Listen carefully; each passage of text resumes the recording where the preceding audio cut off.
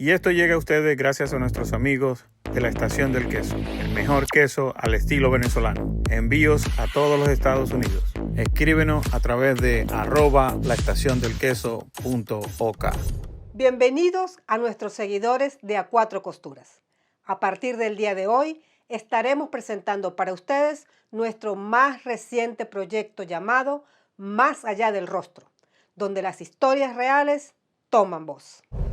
Aquí exploramos el camino de personas comunes con vidas extraordinarias. Seres humanos que desde niños enfrentaron sacrificios, desafíos, injusticias y decisiones difíciles, pero que supieron levantarse, adaptarse y avanzar. Cada episodio es un viaje, desde la infancia marcada por carencias o sueños truncados, hasta el presente, donde estos mismos protagonistas se han forjado un lugar en el mundo. No se trata solo de sobrevivir, se trata de resistir, aprender, crecer y transformar el entorno, porque detrás de cada rostro hay una historia y detrás de cada historia una lección de vida. Y sin más preámbulo, los dejamos con nuestro invitado. Y hago el trayado otra vez y bueno, me dice Gregorio Machado, me dice, mira, el tipo le gusta como tú juegas, te vamos a ofrecer $10,000. Yo, ¿cómo? $10,000. Y entonces yo le digo, papá, $10,000, lo que sea, no sé, vamos. Y así fue que cuando él me dice, welcome to New York, bienvenido a Nueva York, mira, se me engrifan los pelos, yo, ¿cómo? Yeah, you come with me to Nueva York. Tú vienes conmigo para Nueva York. Y entonces la me pregunta a mí, me dice, mira, ¿cómo te sentirías tú jugando en Nueva York? ¿Tú crees que tú vas a tener presión? Y yo le digo, yo le hago así, Dala, tú sabes que es Caracas Magallanes, ¿verdad? En Venezuela. Y dice, sí, bueno, yo juego a Caracas Magallanes, ahí sí presión. Me dice, de que tú vienes y ves lo que pasaste, a dónde estás. Wow, tremendo. Y te llena mucho de, como, de satisfacción que los padres puedan ver.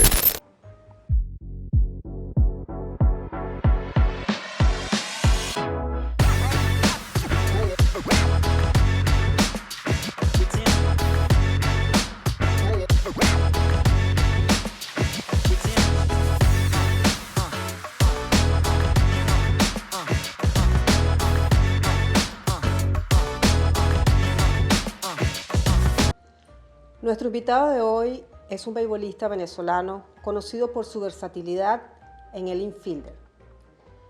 Nació un 8 de noviembre en Suapire, estado Miranda. Es hijo de Edgar y de Mercedes. En Venezuela jugó con los Navegantes del Magallanes y los Tigres de Aragua. En MLB jugó con los Mets de Nueva York, los Gigantes de San Francisco, con los Azulejos de Toronto y con los Angelinos de Anaheim. Jugó en México y en Japón. Y hoy estaremos conociendo más allá del rostro a nuestro amigo Edgardo Alfonso. Placer, encantado, Yoko, de tenerte aquí en mi casa. Para mí es un privilegio de verdad. Lo único es que yo nací en Santa Teresa, ¿viste? Es lo mismo. Es lo mismo, sí. Yo nací en Santa Teresa, de ahí Felipe Lira también es de allí. Me crié en Suapire, un pueblito cerca de Santa Teresa, Santa Lucía. Pertenece más a Santa Lucía, que es Paz Castillo. La misma calle donde tú entras, por esa misma baja, y sales. Pues entras y sales por la misma calle. Pero de verdad contento de tenerlos aquí en la casa y compartir un poco de lo que es mi vida fuera del terreno de juego. De verdad bien agradecido, Edgardo, por la oportunidad, por este acceso. La intención, y lo decimos desde el primer programa, siempre es conocer un poco más allá, conocer de la persona, más que de la figura que vemos en televisión, de la figura que vemos en redes, en un mundo donde la gente, es muy fácil juzgar y justificar, lo hablábamos antes de empezar la entrevista, y es importante que la gente conozca qué sienten las personas, cómo viven realmente las personas, porque no es solamente lo que vemos en las redes. De verdad que agradecido y bueno, vamos a ver cómo se desarrolla esto. Que no se preocupe, la gracia, como dije al principio. ¿Qué nos puedes contar de Edgardo niño, ¿cómo fue esa niñez en esas calles de Santa Teresa? Suapire. Ah, bueno, pero es que estamos... Nací en Santa Teresa. Pero te Suapire. criaste en Suapire. Sí, Ah, no, bueno. no, es lo mismo, es lo mismo. Mira, yo cuando, como todo niño, mi papá siempre era un tipo que trabajó, vino de Margarita muy temprana edad. Como a los 12 años de Margarita llegó por los lados de Santa Teresa del Tuy. Y ahí, bueno, conocí a mi mamá, se quedó allí. Él trabajaba con un camión repartiendo productos de Mistolín. Obviamente él se iba, que si una semana, 2 días, dependiendo de lo que estuviese en el camión, pues la mercancía. Y nosotros nos quedábamos en casa, estudiaba y muchacho al fin, jugando en las calles de Suapire. Siempre me gustó jugar béisbol. Jugué también fútbol un rato, pero jugué más béisbol porque ya cuando yo estoy pequeño, o sea, 7 años, 8 años, 9 años, Edgar, mi hermano, ya estaba empezando a sonar con Caracas, había firmado con Caracas. Entonces, como todo, mira, yo una vez ¿Cómo eras como estudiante? beisbolista muy bueno. No, fíjate, mira, no, yo como estudiante era un poco flojo, bastante flojo. Repetí 4º grado como 2 veces, pero era por lo mismo, por jugar, por flojera, porque en realidad eso pasa cuando uno tiene flojera de estudiar. Pero sí me gustó estudiar en mis tiempos. Pero fíjate, yo me enfoqué más en lo que era prepararme, jugar, disfrutar lo que hacía.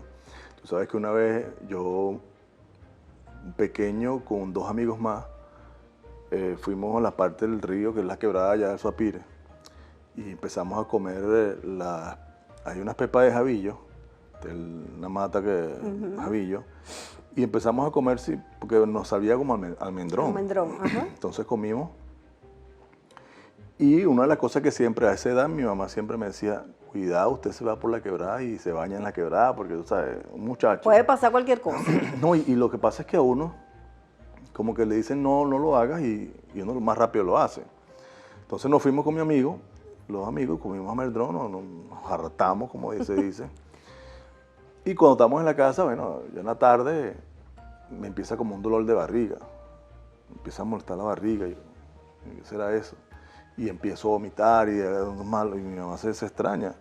Entonces al rato llega el papá del amigo mío y dice, hay que llevarlo al hospital, porque ya mi hijo está allá y hay que llevarlo al hospital porque comieron esto, comieron lo otro. Y bueno, yo te digo que eso fue una cosa insólita, pues, porque si no, yo no iba al hospital, me hubiese muerto en la casa. Entonces esa era una de las travesuras que uno hacía como niño. Y lo del resto, pues jugaba en la calle, jugaba a la orilla del río, en el estadio, jugaba béisbol, jugábamos mucho en el pueblo, en las calles del pueblo, porque no podíamos subir al estadio, porque nos quedaba un poquito lejos, y éramos muchachos, pues éramos 7 años, 8 años que estábamos allí. La relación con tus hermanos, ¿cómo se la llevaban en virtud de que papá estaba ausente por motivos de trabajo? Mira, no, creo que nosotros como familia siempre hemos estado unidos, pues hemos tenido, por lo menos en la casa siempre los varones dormíamos todos en un cuarto, la hembra dormía aparte, y la verdad que cuando no estábamos hacíamos cualquier cosa en la casa, o sea, ayudábamos. ¿Hacías oficios para ayudar a tu mamá? Claro, sí, hacíamos oficios, limpiábamos el patio, fregábamos, limpiábamos bueno, más que todo mi hermana era que limpiaba la casa, porque ella el toque de, tú sabes, el toque de mujer. El toque de mujer. Sí, pero nosotros limpiábamos el patio, lavábamos los tanques, ¿sabes? Hacíamos todo como lo que hace un muchacho hoy en día, o sea, lo que hacíamos en aquel tiempo, que hoy en día no hay esa oportunidad de esos muchachos, porque bueno, todo el mundo está en Sí, también los tiempos han cambiado un poco. Sí, pero yo digo que yo le agradezco mucho esos tiempos porque me enseñó a ser quien yo soy, pues, o sea, me enseñó a ser un mejor hijo, mejor hermano, mejor padre, mejor amigo. Y esos son tiempos que no vuelven y uno tiene que disfrutarlo y enseñarlo. Saltando de esa etapa de niño, de todo eso que te enseñó tu madre, nos venimos al hoy presente. Edgardo en su casa hace lo mismo, colabora con su familia, con su esposa, con sus hijos al cuidado de la casa. Claro, claro, eso es. Estoy más castigado yo que cuando jugaba. Por eso a veces uno extraña el juego, uno extraña estar en un terreno de juego por eso mismo. Pero no, mira, yo creo que uno disfruta hacerlo.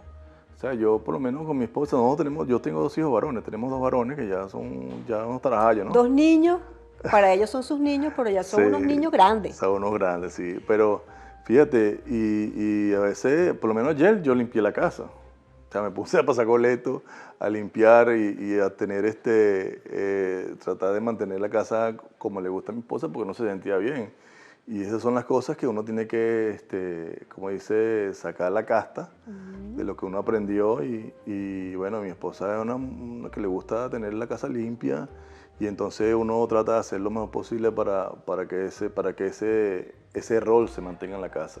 Y cuando no estoy yo, le digo a los muchachos, mira, vamos a hacer esto, vamos a trabajar, vamos a limpiar, tú agarras la basura, la botas aquí, la botas allá, y cada quien nos ayudamos, pues, y así. Porque así además tienen que, porque es la reina de la casa. Claro, ¿no? Y es la única, bueno, Es la única mujer que hay y tiene que mantenerla contenta. Claro, ¿no? Se siente el toque femenino en la casa. Mira, lo mío es lo que es la electrónica.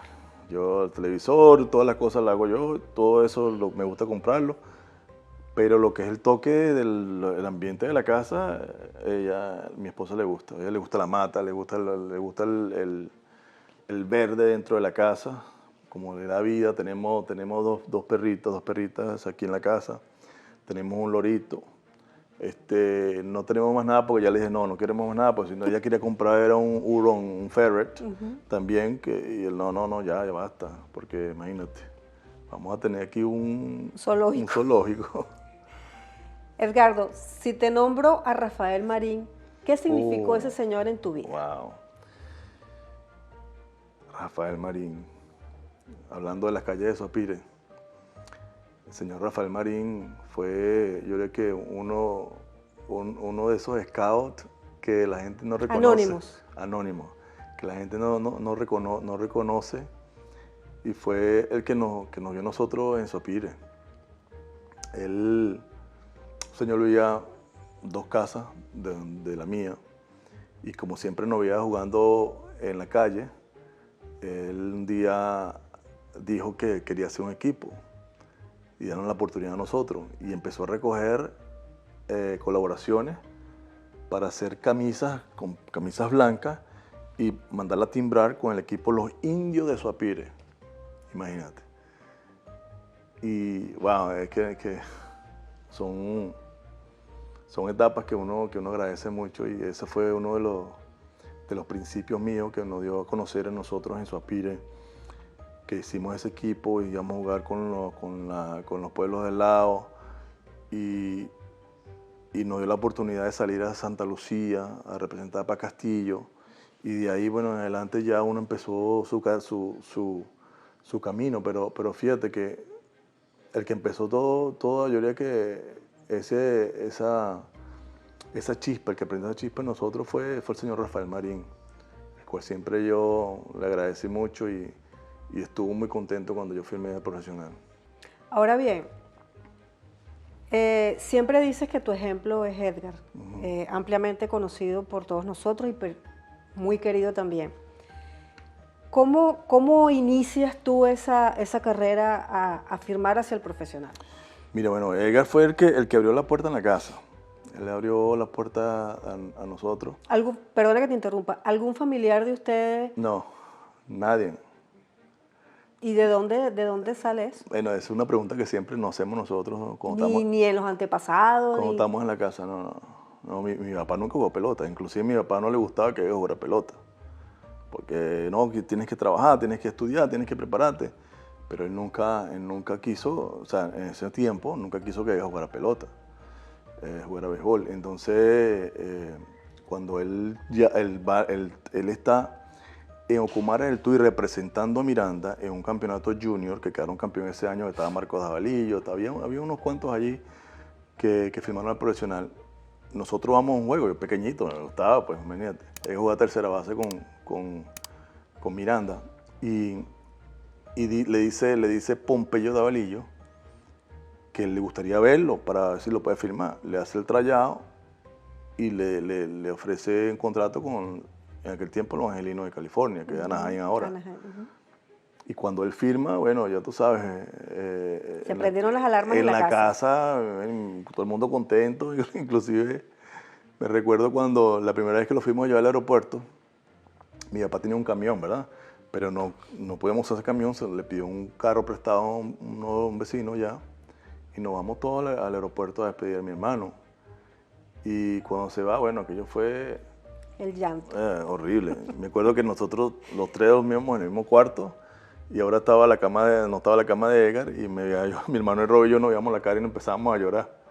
Ay, tú sabes, porque no estaba nuestro hermano, pero lloramos porque no estaba, y llorábamos también de felicidad por haberse ido atrás de un sueño. Y allí empezamos, empiezo yo con preparándome, viendo que me gustaría, y lo que más me motivó y me gustaba más era eso cuando él llegó a Venezuela, que está con el Caracas, que él me llevaba a las prácticas, y yo veía las prácticas también, y me iba con él pagando pasajes, y me quedaba viendo las prácticas, veía los juegos. Y yo siempre decía, algún día me gustaría estar jugando en ese estadio. ¿Y el Caracas nunca se interesó en ti? Bueno, sí, yo practiqué mucho con Caracas. Practicaste, pero no llegaste a firmar nunca con ellos. Nunca me ofrecieron nada. Y bueno, después de ahí, como te digo, yo me preparaba cuando tenía 14 años, que jugué en la Liga Campesina, allá en Venezuela.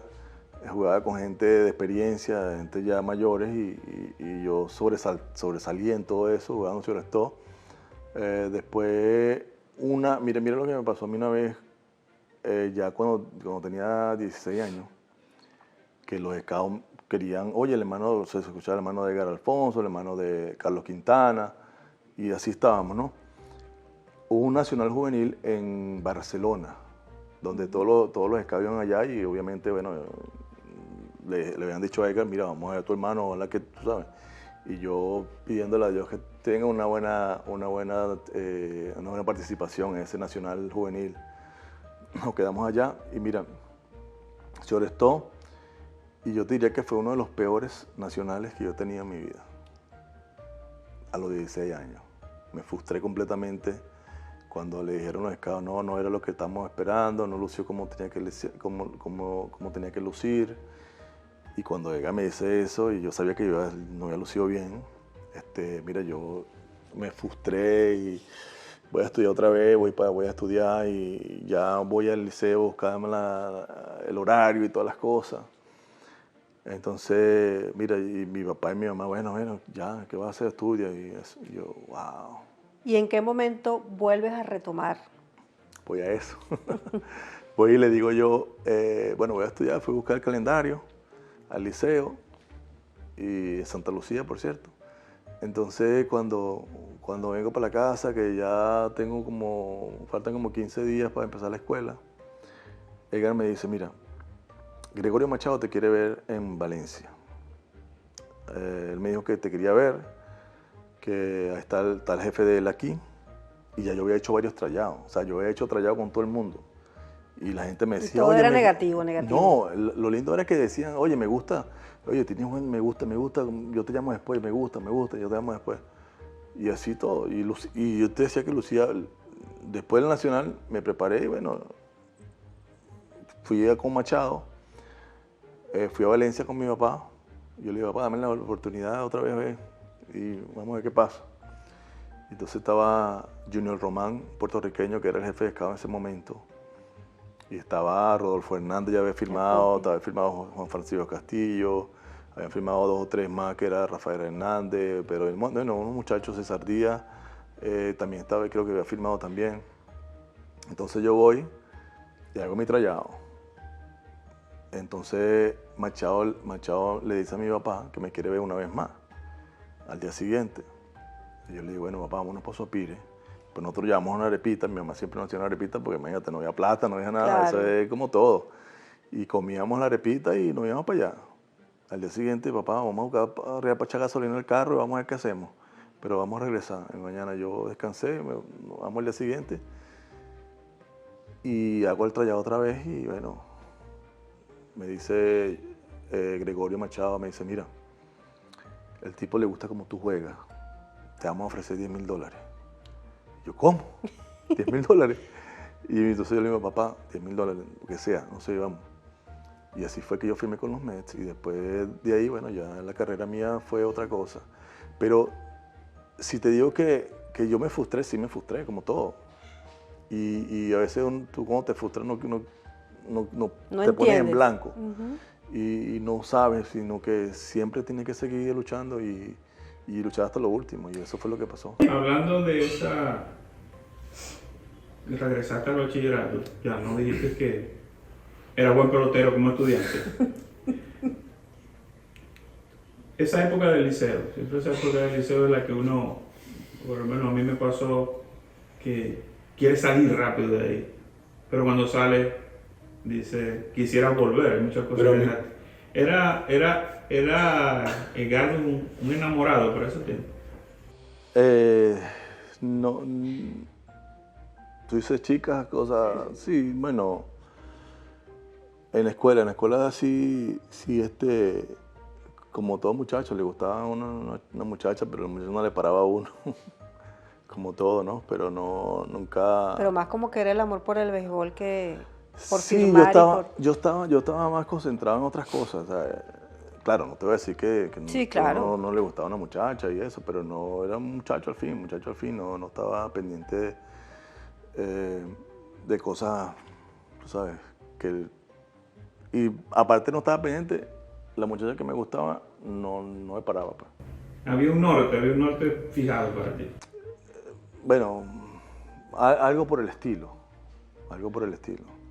Firmas primero para acá, para Estados Unidos, que para Venezuela, ¿verdad? Sí. Yo firmo con los Mets en el 91 y una vez que estaba yo en entrenamiento, creo que Gregorio Machado me dice para firmar con Magallanes, que yo había practicado muchos años con Caracas, como 2 o 3 años con Caracas practiqué. Ahí fue donde conocí, bueno, a Omar Vizquel, mi ídolo de ese tiempo. Ya se me adelantó porque le iba a preguntar No, quién pero era el ídolo te de... estoy diciendo porque, tú sabes, pero nunca me ofrecieron firmar con Caracas, sino Magallanes. Bueno, pero es que también estaba ahí Omar Vizquel y...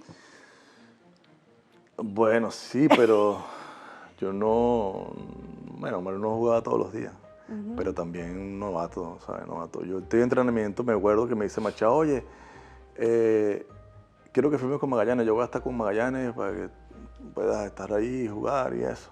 Y entonces así fue que firmé con Magallanes. ¿Fue una influencia, Gregorio, en tu carrera? Sí, porque Gregorio fue uno de la gente que creyó en mí cuando ya, como te digo, estaba frustrado y nadie daba nada por mí en ese momento. Gregorio me dio la oportunidad de verme 2 días, habló conmigo mucho y me dio esa oportunidad pues, de firmar con la gente de los Mets de Nueva York. Ahora bien, la carrera de un beisbolista obviamente es de mucho sacrificio. Sí. Porque la gente cree, o sea, ya cuando la gente ve al pelotero en Grandes Ligas, uno dice, bueno, no, ya llegó y ya. Pero ¿cómo es cómo fueron esos años en ligas menores? Todas las cosas a las que tuviste que desafiarte. Mira, ligas menores es la parte más dura del béisbol.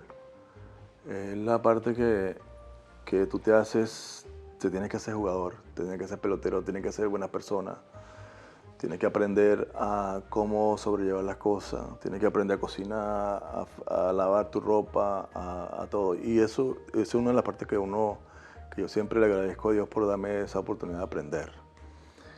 Es la parte más difícil porque, primero, en el caso de uno como latino, tú te separas de tu familia.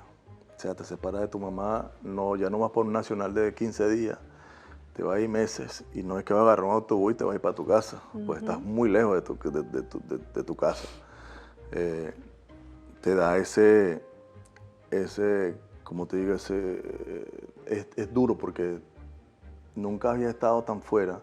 Vas a un país diferente, a un idioma que una no. cultura totalmente diferente a lo que estás acostumbrado, y se te hace, en ese aspecto, te hace un poquito más difícil. No obstante, sabiendo lo que tú sabes hacer, que es jugar béisbol, y tratar de hacer lo mejor posible, aprender lo más que pueda. Pero a veces, en aquel tiempo, no de ahora, porque ahora es más fácil, en aquel tiempo te daban $75 semanal los viernes, porque no te daban comida ni viernes ni domingo. No, ni sábado ni domingo. Esos $75 tenías que comer tú, comprar tu comida y guardar lo que puedas para ir haciendo tu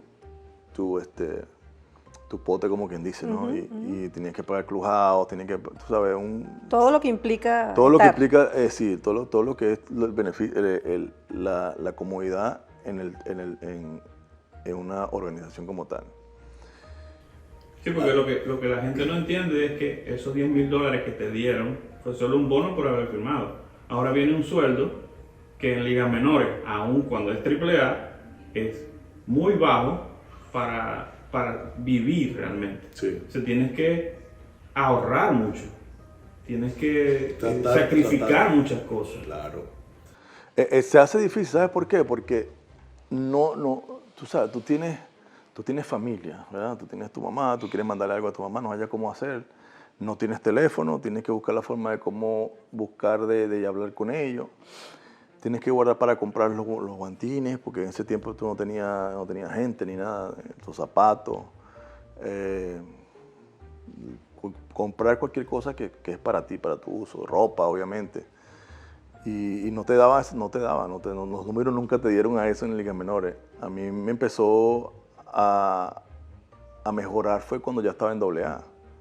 Cuando yo estaba en AA, que ya venía a ser prospecto de los Mets y tuve una firma con una barajita que me dieron $1 cada barajita, eran 7,000 barajitas.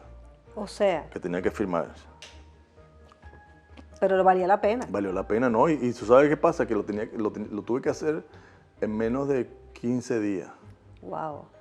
O sea, nosotros nos íbamos de road trip en AA, nos íbamos de viaje y yo me llevaba mi paquete de barajitas y firmaba cuando estaba en los hoteles, cuando llegaba a casa lo firmaba también, eso era todo el día firmando. Pero valió la pena porque ahí fue donde compré mi primer carro. Con eso. ¿Qué es lo que la gente no sabe? Los sacrificios que tienen que hacer. Mi primer carro que compré. ¿Qué carro era? Un Fiat Premio rojo. Wow.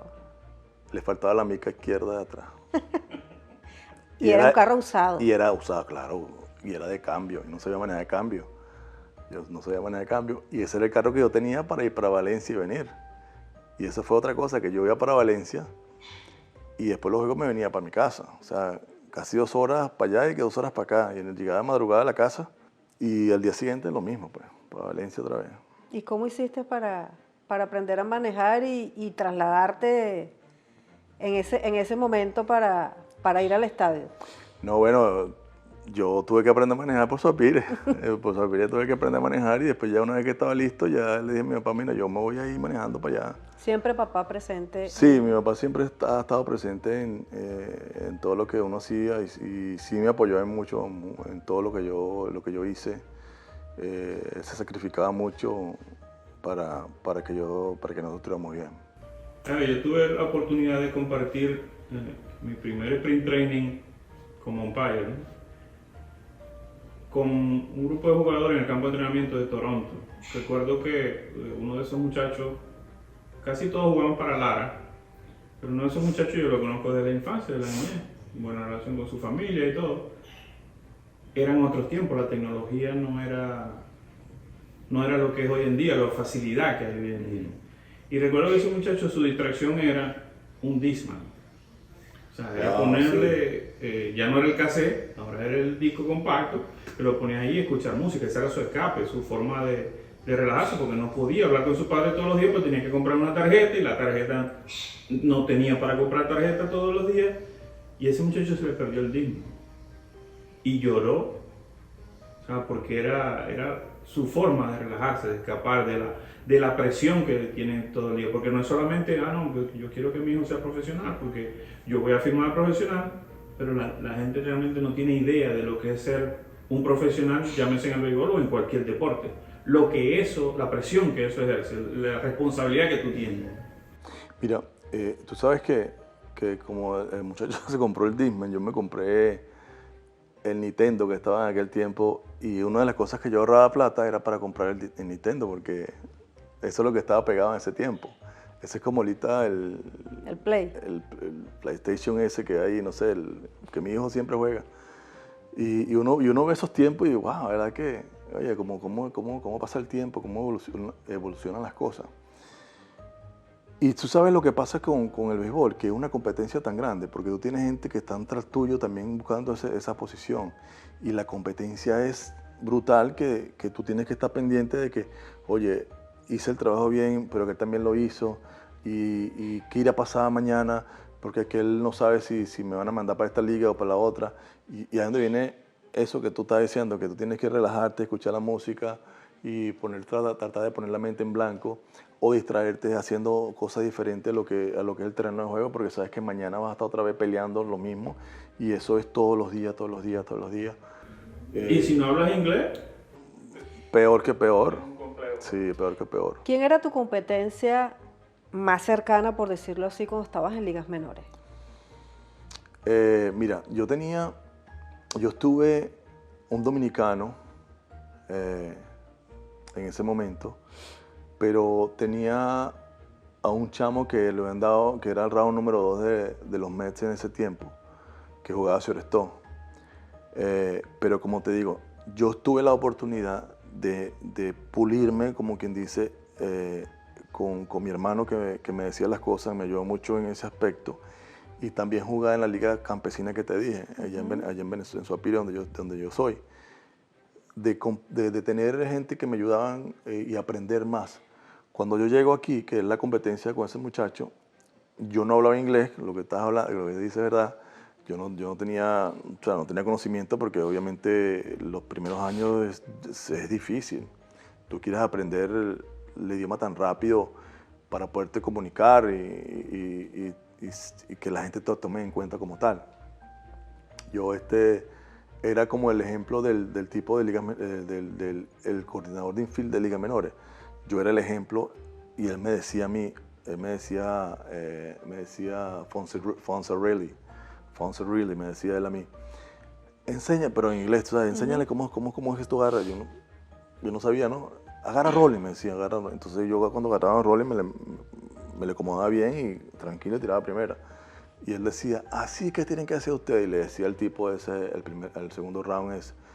Y yo no, tú sabes, hasta que teníamos los coaches, porque no teníamos tantos coaches latinos en ese tiempo. Estaba Feli Millán, que fue uno de los coaches míos. Estaba 2 puertorriqueños más. Y Feli Millán tenía que estar en todos los terrenos traduciéndole a los muchachos. Claro. Entonces, una de las cosas que era aprender inglés. Oye, tienes que aprender inglés. Pero la competencia siempre estuvo ahí, y siempre estuvo mientras tú jugabas en Grandes Ligas, mientras donde tú seas, siempre va a estar esa competencia, porque obviamente muchos como yo tienen sueños de jugar Grandes Ligas. Claro. Y eso me pasó a mí. Pues yo tenía que enfrentarme en el campo de terreno con mucha competencia, tratar de ser el mejor, no cansarte, porque no se valía cansarse en ese momento, no lesionarte, porque tampoco se tenía que lesionar en ese momento, y así pues, y así era la carrera de uno, fue la carrera de uno. 26 de abril de 1995. ¿Qué te viene ahora a tu mente en este momento? Yo creo que fue uno de los días más grandes y más exitosos. Más exitosos no, unos días que nunca voy a olvidar mientras yo esté vivo. Y fue cuando debuté en Grandes Ligas, en Colorado, me recuerdo yo. Y fue una, mira que como todo encaja, ¿no? Tú sabes que el año anterior había sido la huelga en Grandes Ligas. Entonces, el próximo año, yo había terminado jugando AA, quedamos campeón, bueno, hicimos desastre nosotros. Yo estaba con Río Ordóñez, el Surestó, estaba de ese equipo de AA, jugamos en Grandes Ligas como 7. Eran prospectos, jugamos como 7 con los Mets y otros que se fueron para otros equipos. Lo cambiaron y eso. Yo me recuerdo que ese año el roster lo expandieron a 28. No era 25 como era, o 26 como era anterior, sino por la huelga dieron espacio para 3 más. Entonces yo me recuerdo que yo estaba en entrenamiento jugando short, segunda y todo, como utility en todo entrenamiento, y me dice mi abogado Peter, me dice, hey, queremos hablar contigo. ¿Qué pasa? Me dice, mira, hay una cosita que se está moviendo, 2 opciones que quieren presentarte a ti, obviamente. Era manager Dallas Green y Steve Phillips era el gerente. Y Dallas Green me está diciendo, yo quiero que tú vayas conmigo para Nueva York, pero tenemos que sentarnos a hablar. Y Pire viene un día y me dice, mira, ellos quieren que tú vayas para AAA a jugar todos los días. No, Steve Phillips quiere que tú vayas todos los días a jugar AAA. Y Dallas Green te quiere llevar para Nueva York. Entonces ellos estaban poniendo a ti que escojas qué tú quieres hacer. Y yo me estaba loco. Y me acuerdo que tuvimos ese meeting y hablábamos y yo le dije, no, yo quiero ir para Nueva York, ¿qué pasa? Entonces Dallas Green me dice, déjame eso a mí que yo voy a hablar con Steve Phillips. Y un día estábamos bateando nosotros VP ahí en el estadio y entonces Dallas Green me pregunta a mí, me dice, mira, ¿cómo te sentirías tú jugando en Nueva York? ¿Tú crees que tú vas a tener presión? Y yo le digo, Dallas, tú sabes que es Caracas Magallanes, ¿verdad? En Venezuela. Y dice, sí, bueno, yo juego a Caracas Magallanes, ahí sí presión. Me dice, ok. Cuando él me dice, welcome to New York, bienvenido a Nueva York, mira, se me engrifan los pelos y yo, ¿cómo? You come with me to Nueva York. Tú vienes conmigo para Nueva York. Y yo estaba loco por salir de esa jaula de bateo y llamar a Edgar y decirle. ¿Fue la primera persona que le avisaste? Sí. Y estaba loco por llamarlo y decirle, oye, voy para allá. Se presenta el 26 de abril allá en Colorado. Y de verdad que yo salí temprano, estaba ese frío porque estaba nevando ahí. Yo salí temprano a ver que estaban limpiando el terreno y todo eso. Y nada más cuando salgo así veo a Andrés Galarraga. Yo digo, wow, mira el gato ahí. Gato, ¿cómo estás? Y voy para allá. Y yo digo, esto parece un sueño, ¿verdad? Parece un sueño hecho realidad. Cuando debutaste en Colorado, ¿algún familiar te acompañaba? No, porque no. Era ver aquellas tribunas y no encontrar a... No estaban las condiciones para eso en ese momento. ¿Qué más quisiera uno que hubiese estado en esa parte, la familia de uno? Pero no es porque no se quiso, no se pudo. Pues no se pudo en ese momento. Mi papá y mi mamá obviamente estaban en Venezuela. Después fue que pudimos sacar todos los trámites y todas las cosas, la visa y todo eso, pero fue un momento bastante bonito para uno como jugador y yo sé que para mi padre también fue bastante bonito porque uno logra sus sueños y lograr jugar en Grandes Ligas. Edgar también se emocionó mucho y fue bonito. Ahora que nombras de trámites, hicieron todos los trámites, ese primer día que papá y mamá pudieron estar en un campo de Grandes Ligas viéndote, ¿qué se sintió? O sea, tú desde el terreno y saber ubicarlos a ellos en las tribunas. Sí, bueno, estaba con mi esposa también. Llegaron allá, yo me acuerdo que lo fui a buscar en una limusina al aeropuerto. Ve a mi papá y mi mamá en Nueva York, bueno, eso fue una cosa que tú te emocionas mucho porque todo el sacrificio que se hizo, todo lo que pasamos.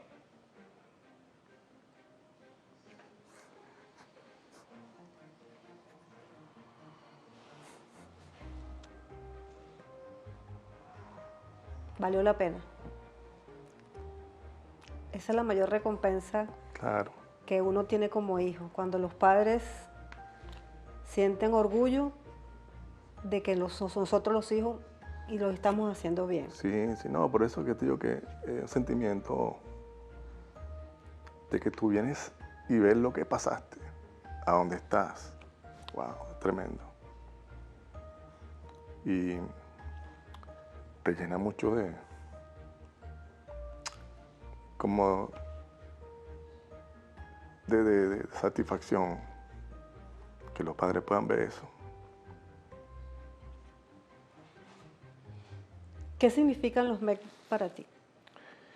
Mira, ese fue el equipo que me dio la oportunidad. Me dio la oportunidad de ser quien yo soy, o quien fui durante mi carrera como pelotero, que creyeron en mí en ese momento. Y tanto así que hoy en día todavía estoy haciendo cosas y hago cosas con ellos. Pues. Dentro de esta ecuación de Edgardo Alfonso, el pelotero, llegando a Grandes Ligas, ¿en qué momento entró la señora de Alfonso? La señora Delia. Delia, ahorita va. Mira, nosotros nos hicimos novios cuando ¿te acuerdas cuando estaba en la Liga Campesina? Ella, el hermano de ella jugaba en contra mío, el cuñado, que es el único varón que hay en la familia. Y nosotros, el equipo, necesitamos una madrina, porque obviamente la Liga Campesina es una madrina, entonces ella fue la madrina del equipo donde yo jugué. Pero nosotros nos conocíamos que teníamos como 9 años, imagínate. Mi papá y el papá de ella, como son orientales, el papá de ella se muda para Sopire, en un sitio allá, y entonces eso nosotros íbamos para allá, pues, y el papá tenía cochino, tenía animales, y ella estaba, por eso es que le gustan tanto los animales a mi esposa. Entonces nosotros nos conocimos de ahí, luego ella se va ella se va a Santa Teresa, de Sopire se va a Santa Teresa a estudiar, duró un tiempo por allá, y cuando regresa ya viene hecho una mujer, pues de 14, 15 años, y viene siendo madrina del equipo, y ahora que ahí donde uno yo la veo, wow, empezamos... O sea que tienen toda una vida juntos. Casi toda una vida, sí. Y ella apareció, bueno, en esa vez, pues, de que tenía ella tenía 14, yo tenía 15. Y nos fuimos conociendo más y llegamos a ser novios. Y una de las cosas más duras para mí cuando yo firmé, que en el 91 que me vine, fue dejarla a ella ya. Y fueron 4 años así, que ella se quedaba esperando. El amor lo puede todo. Y mire, valió la pena. Valió la pena porque tiene un hermoso hogar. Sí, la verdad que sí. Todos nos imaginamos que Edgardo iba a terminar su carrera con los Mets de Nueva York, pero no fue así. ¿Cómo sabemos que el béisbol es un negocio, pero cómo tomas tú esa noticia de que ya no vas a estar más con los Mets? Mira, me dolió mucho,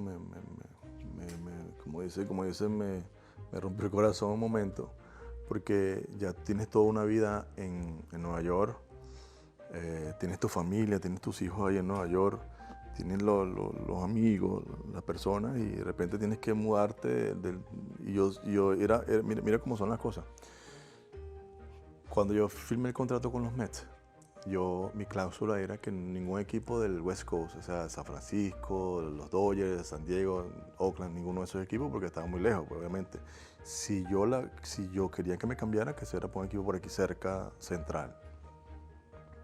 Una vez que yo vengo a ser agente libre, que no llegamos a un acuerdo, porque ellos tenían otros planes, tú sabes, y entonces no estaban, que yo me enteré fue después porque escuché, Jim Duque en ese momento dice, lo que pasa es que estábamos pendientes de la cintura, de la columna tuya. Yo, creo que no, porque tenía una hernia discal, que sigue lo otro, entonces tú sabes, no sabemos qué tiempo iba más a durar, entonces por eso fue el miedo. Y cuando yo vengo a ser agente libre, los equipos que estuvieron interesados en mí fue San Francisco, San Diego, Oakland, lo de allá arriba. Y yo le dije a mi esposa, mira, yo no sé, vale, vamos a ver qué hacemos porque vamos a ver quién ofrece más. Y empezaron a ofrecer, empezaron a ofrecer. Total que se quedó San Francisco, que me ofrecieron y me dijeron, mira, no queremos hacerte nada, nada más un físico y listo, ya a nosotros no nos preocupa lo tuyo, pues sabemos que estás bien. Y cuando ellos me dicen eso, yo, no, aquí mismo es. Lo único que yo le dije a mi esposa, bueno, ahora yo voy a tener que irme solo para allá y tú vas a estar aquí porque están los niños estudiando. Y estando en el mismo país, en Estados Unidos, nosotros durábamos a veces 2 o 3 meses sin vernos. Wow. Imagínate, estando en el mismo país. Y eso es lo más duro. La gente no sabe eso, el jugador, pero a veces tiene que separarte estando tan cerca y tan lejos a la misma vez. Es que estamos hablando de vuelos de 3 horas o más. No, de Nueva York a San De Nueva Francisco York. eran 5 horas y media. Es más, yo a veces, cuando yo tuve la oportunidad de que veníamos para acá, para estas partes, para estos lados, por decirte, jugamos en Miami o en Atlanta, nosotros teníamos, cuando veníamos de California para el centro, teníamos por lo menos un día libre, que por lo menos salíamos el lunes libre. Entonces yo me venía en el último vuelo de San Francisco para Nueva York a pasar el lunes libre donde está con mi familia. Yo me venía, salíamos a las 9 de la noche, 10 de la noche, por ahí de San Francisco. Con el cambio de hora, cuando llegaba aquí a Nueva York, ya eran las 6 de la mañana. 5 y media, 6 de la mañana. Y entonces eso lo hacía yo. Y si teníamos que ir para Miami, yo me venía el día siguiente temprano, el primer vuelo, para Miami, y me encontraba con el equipo aquí. Y esos son sacrificios que uno hace, pues, para estar con la familia. Y sacrificios que la gente no sabe. Sí, imagínate, la gente lo que ve, y es como todo, lo que ves en la televisión. O sea, estás en la televisión y estás jugando y estás ganando plata. Pero detrás de todo eso uno sabe el sacrificio y lo que uno pasa para poder dar lo mejor en el terreno de juego. ¿En qué momento llegan los hijos? Mira, el primero llegó en el 96. El año que debutaste. El año después, un año después, El año después que de debutaste, debut. correcto. Sí, en el 96 nació en Nueva York, Eduardo, el mayor, y el otro nació en el 99, los dos en Nueva York, 2 varones. ¿Juegan béisbol tus hijos? El mayor no le gustó, el mayor jugó 2 años de béisbol, cuando tenía 12 años, 11, 12 años jugó, y tú sabes cuando el muchacho no le gusta. Entonces lo puse a jugar en una liga allá en Nueva York y jugaba y se iba para right field y tú sabes, ya se entretenía con el sol viendo. Y entonces tú ves cuando no tiene esa pasión. Y entonces un día viene y me dice, papi, no me gusta, no quiero jugar. Entonces yo le digo, pero ¿por qué estás jugando? Si a ti no te gusta, ¿por qué estás jugando? Entonces me dice, no, porque como tú jugaste. Yo le digo, no, tú tienes que, o sea, Hacer lo que te gusta. que te gusta. Y yo sé desde que estaba pequeño le gustaba ir en los estudios. Y él se graduó de la Universidad de St. John's en Nueva York de comunicador social. Y eso es lo que le gusta a él. Daniel es diferente totalmente a Eduardo. 2 caracteres totalmente diferentes. Daniel sí le gustó desde pequeño béisbol. Y eso era para allá y me recordaba a mí cuando estaba pequeño, tampoco le gustaba estudiar mucho y eso era en la casa y empujándolo. Y bueno, jugó su pelota, jugó en la escuela, fue drafteado una vez por los Mets. Yo le pregunté, ¿tú crees que tú puedes firmar? Me dice, ¿tú crees que si tú firmas ahorita vas a resolver? Me dice, no, entonces espérate, es mejor terminar tus estudios y ver qué te depara el futuro. Pues yo le digo, la carrera del atleta es muy, muy corta. El atleta te puede durar 15 años, 20 años, como también te puede durar 2 años, 1 año, dependiendo. Entonces, el atleta depende de su cuerpo físico, depende de la competencia que tenga y de lo que tú puedas hacer. El béisbol es más difícil todavía. La gente piensa que el béisbol es mantequilla, no, el béisbol es difícil porque es un deporte donde tú tienes que ser consistente en lo que haces, prepararte mentalmente para cuando vengan los momentos malos, cómo tú vas a saber enfrentarlo. Porque no es nada más dar palo todos los días y batear bien o pichar bien, sino es un deporte donde la misma rutina te saca a ti te saca a ti de tu momento. Entonces, ¿cómo tú enfrentas todo eso? Y puedes tener el talento mayor del mundo, pero si no sabes cómo vas a usarlo en el terreno de juego, estás fracasado. Y yo he tenido la oportunidad de compartir con él en un terreno de juego, por el béisbol universitario, y más allá del nivel de juego que pueda tener, lo que más me captó es lo parecido que es a ti en personalidad. O sea, es que él se muestra la pasión por el juego, pero a la vez el respeto, que es algo que no es difícil de encontrar en el béisbol universitario, pero es complicado a esa edad, un muchacho de 19, 20 años, tener un respeto tan grande por el juego y por el oponente. Sí, el carácter es totalmente diferente a muchos. Yo me acuerdo cuando él jugaba en Nueva York, en las ligas allá, él siempre era más calmado y calmaba a los demás. Le decía, hey, vamos a respetar. Y yo creo que eso es una de las cosas que él aprendió. Él aprendió no nada más mío, sino de los que están alrededor de uno en ese momento. Y eso es una cosa bonita porque obviamente tú marcas una diferencia. Y eso es lo que yo siempre he dicho, que tú tienes como jugador que marcar la diferencia. No te entiendo que no disfrutes lo que haces, Claro. sino que tienes que saber cómo lo vas a hacer, a quién se lo vas a hacer y porque uno como jugador es una figura que muchos niños están viendo. Un ejemplo a seguir para muchos. Un ejemplo a seguir. Por lo menos, me va a salir un poquito del tema, pero o sea, de lo que estamos hablando ahorita de mi hijo. Yo fui a un juego en Santa Teresa, un juego de niños de 12 años. Fui a Santa Teresa a verlo. Y estoy viendo el juego y veo niños de 12 años con una codera hasta aquí, el protector de la chingada que se ponen aquí. Yo digo, pero ven aquí, ¿y esto qué es, pues? Estos muchachos jugando con esto en este tiempo. Entonces, yo digo, bueno, a eso lo ven ellos, a sus ídolos, y haciendo los gestos y las cosas, ¿no? Y yo digo, wow, ¿verdad que es necesario saber lo que tú vas a hacer cuando tú eres una figura a seguir? ¿Cómo te proyectas? Porque lamentablemente el muchacho toma lo bueno y lo malo. Por eso. Y eso es lo importante, tratar de dejarle un mejor ejemplo a los muchachos. Y creo que Daniel aprendió eso no nada más jugando béisbol, sino en la vida. O sea, en la vida diaria tú lo ves por ahí serio y yo a veces le digo, oye, tienes que disfrutar, men. Tú sabes, no, papi. Y una de las cosas que se ha aprendido es respetar a las personas. Esa formación la traen de casa. Sí. Entonces, eso es bueno. De repente no es muy común en la juventud que se está viviendo ahora, pero traen valores y principios que traen de casa. Eso es importante. Yo creo que eso es importante porque eso, yo siempre he dicho que la educación y el respeto eso abre puertas en todas partes. Y te va a ayudar y eso es lo que tú te vas a presentar y la gente te va a conocer donde quiera que vaya. Esa es tu carta para... Claro, su carta de presentación. Correcto. Angelinos de Anaheim, tu permanencia en ese equipo, ¿qué te dejó estar ahí?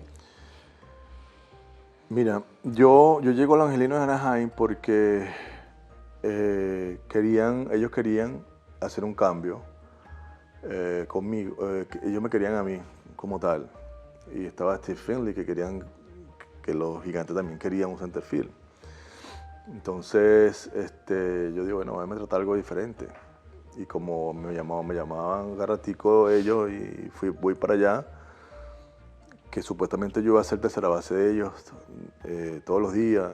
Y cuando llego a entrenamiento veo la cosa, yo llamo a Pire y le digo, Pire, ven acá, esta gente como que no tienen llamo a mi agente, le digo, esta gente como que no tienen lo que me dijeron por teléfono. O sea, lo que hablamos creo que no lo van a poner en práctica.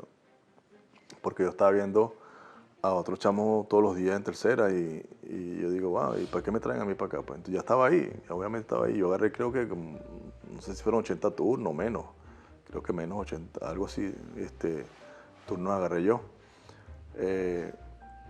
No fue la mejor estadía que tuve, no disfruté como tenía que disfrutar, pero bueno, estuve allí un tiempo y no fue lo que yo esperé en ese momento. Azulejos de Toronto. Cuando salgo yo de Anaheim, me vengo para Nueva York, estoy para no quedarme sin hacer nada, juego en la Liga Independiente ahí en Nueva York para mantenerme y porque si acaso salía algo, pues estaba todavía temprano en la temporada.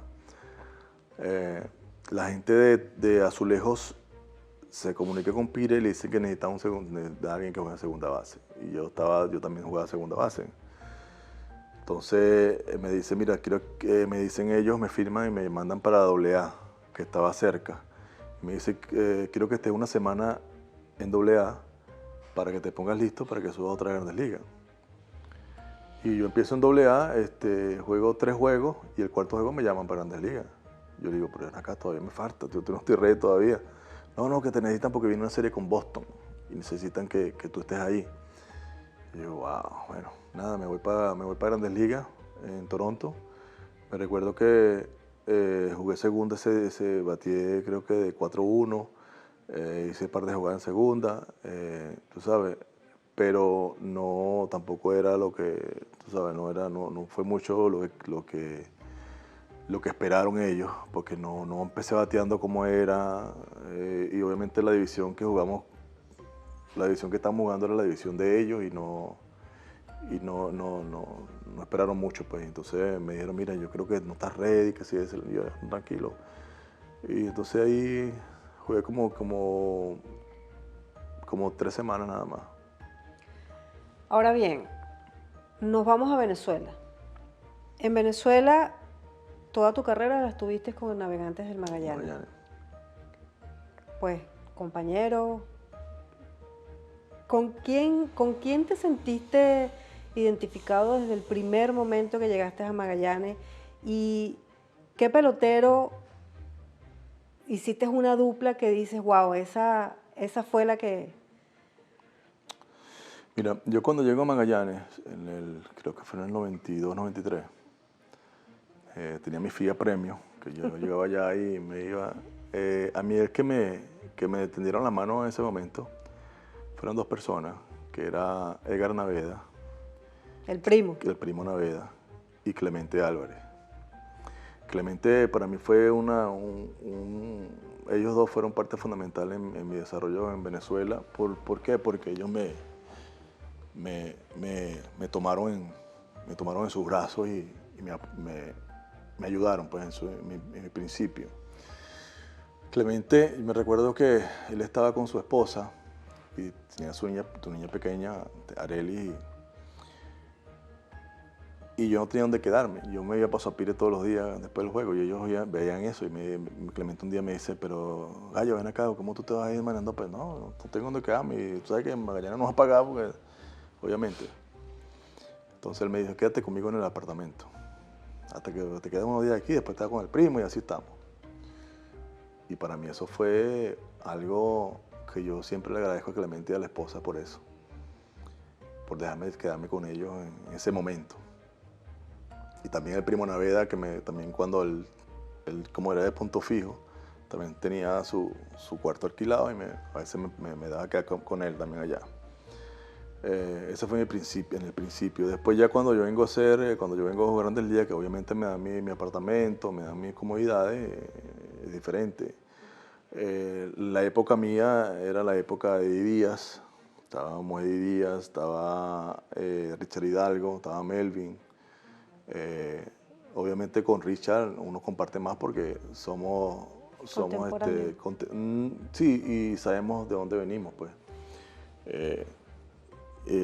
La humildad y todo eso en ese tiempo. Estaba César Díaz también, que también jugamos juntos aquí en Estados Unidos y en Venezuela jugamos mucho tiempo. Pero tú sabes que siempre venía alguien diferente. Y yo creo que yo con todos me la llevé bien en Valencia. Y con todo aprendí bastante. Como fanáticos del béisbol siempre nos llamaba mucho la atención el que Edgardo siempre se preocupaba por jugar en Venezuela, por no perder la continuidad y de que el fanático venezolano, porque nada más no magallanero, sino que el fanático venezolano te viera jugar en Venezuela. Hoy en día no se ve y en su momento tampoco se veía, había limitantes que le ponían los equipos a los jugadores realmente para que no jugaran en el país. ¿Estás disfrutando lo que estás viendo? ¿Sí? ¿Ya activaste la campanita? ¿Las notificaciones para recibir información cada vez que haya contenido nuevo para ti? Suscríbete a Cuatro Costuras. Es gratis. Compártelo. Dile a tus amigos. Nos vemos. Unos que otros. Yo creo que el equipo te da una opción. Mira, quiero que hagas esto porque vamos a contar contigo el año que viene. Pero eso no es seguro que tú vas a jugar el año que viene en Grandes Ligas. O sea, el único año que yo dejé de jugar fue en el 99. Y fue porque en verdad me dice el gerente, me dice, mira, tú agarraste 600 y pico de turnos aquí en Estados Unidos. El año que viene contamos contigo porque vamos a cambiar no sé quién, no me recuerdo ahorita el nombre, vamos a cambiar fulano y tú eres la parte fundamental de la estructura que estamos haciendo. Entonces me dice, no quiero que juegues cuánto tú ibas a ganar en Venezuela. Y yo le digo, mira, no sé, tanta cantidad de plata. Entonces me dice, Nosotros te lo damos. Nosotros te vamos a hacer dinero para que no juegues. Y la verdad que era difícil porque cuando tú llegas a Venezuela y ves los juegos y tú estás en tu casa y por eso es que una de las cosas que yo siempre le agradezco a la Liga de Venezuela porque me ayudó a prepararme toda mi vida para ser hoy en día lo que uno es, pues. Y yo siempre he dicho que el que tenga oportunidad de jugar en Venezuela, Dominicana, Puerto Rico, lo que sea, jueguen porque eso le va a ayudar mucho. Pero hubo varias veces que me dieron para no jugar, pero yo le decía, no, yo tengo que jugar. A mí me gusta jugar en Venezuela y a veces así sea, cuando llega a finales de noviembre, a jugar allá a principios de diciembre, era bastante para mí. Tu salida del Magallanes y la llegada a los Tigres de Aragua. Bueno, mi salida de Magallanes no fue mi salida, fue que no... Yo nunca quise irme, pero lamentablemente la decisión no la tomo yo. No la tomo yo porque a mí se me dijo que no iba a tener la oportunidad de jugar. Y yo pedí, pero lo que pasa es que no me gusta traer otra vez el mismo tema, pero sí es bueno, tú sabes. Sí, pero claro. Que la gente conozca realmente también. Sí, no, por eso. Yo pedí jugar un juego de retiro con Magallanes y me dijeron que no se iba a poder. Y yo digo, wow, así estamos. Entonces, yo dije, bueno, mira, déjeme libre, yo busco de retirarme con otro equipo, simple y sencillo. Entonces, así fue, pero no, o sea, era que yo con el equipo Magallanes no tengo ningún rencor. Es que tú no eres hombre de rencores. No tengo ninguna incomodidad. Lamentablemente hay gente que está involucrada. Las personas que estaban en el momento que no supieron manejarla. Sí, sin embargo, yo no le guardo el rencor ni mucho menos. ¿Por qué no te retiraste con Magallanes? No es que yo no quise, fue que no me dejaron y ya, listo. Esa es parte de... Entonces, como dice, seguí adelante y me firmo con los Tigres de Aragua. Ante los Tigres de Aragua, yo quería jugar con La Guaira, porque siempre La Guaira, a mí me gustaba La Guaira cuando yo iba con ella a practicar a Caracas, y siempre yo veía La Guaira, el ambiente de La Guaira, veía a Raúl Pérez Tobar, que fue uno de los tipos que, claro. Bueno, Norman Carrasco, que tuve la oportunidad de conocerlo, a Osvaldo Guillén, a Genis Salazar, Polidor. La guerrilla en pleno. No, que Polidor fue un tipo que yo lo admiré mucho por su muy caballero, o sea, por su respeto y su forma de ser. Alfredo Pedríquez. Pedríquez también. Y yo quería jugar con ellos, nunca me dieron una respuesta, no sé qué pasó. Bueno, entonces estaban los Tigres de Aragua esta vez, que ya yo había ido a jugar con ellos, yo había jugado con los Tigres de Aragua, lo había reforzado. Sido refuerzo. He sido refuerzo una vez con ellos. Y me dieron esa oportunidad y mira, de verdad que disfruté mucho y agradecido con los Tigres por darme la oportunidad de regresar. Fíjate que tú, que yo estaba viendo un juego para retirarme. Y cuando empiezo a jugar con los Tigres, empiezo a batear bien, a jugar bien. Y yo decía, pero ven acá, ¿y cómo es esto? Pues? Entonces yo dije, bueno, yo me voy a retirar cuando yo diga me voy a retirar ahora. Ahora me voy a retirar, me retiro. Y ese año quedamos campeón. Quedamos campeón. Sí, quedé yo regreso del año. 2 veces quedaste regreso del año, ¿verdad? En Venezuela. Me gustó esta día ahí, la fanaticada, la verdad que fue tremenda. Y bueno, ya el próximo año hablé con Manuel y le dije, mira, ya está listo. No, pero ¿por qué estás retirado si tú todavía puedes jugar? No, pero yo quiero pasar tiempo en familia, quedarme tranquilo.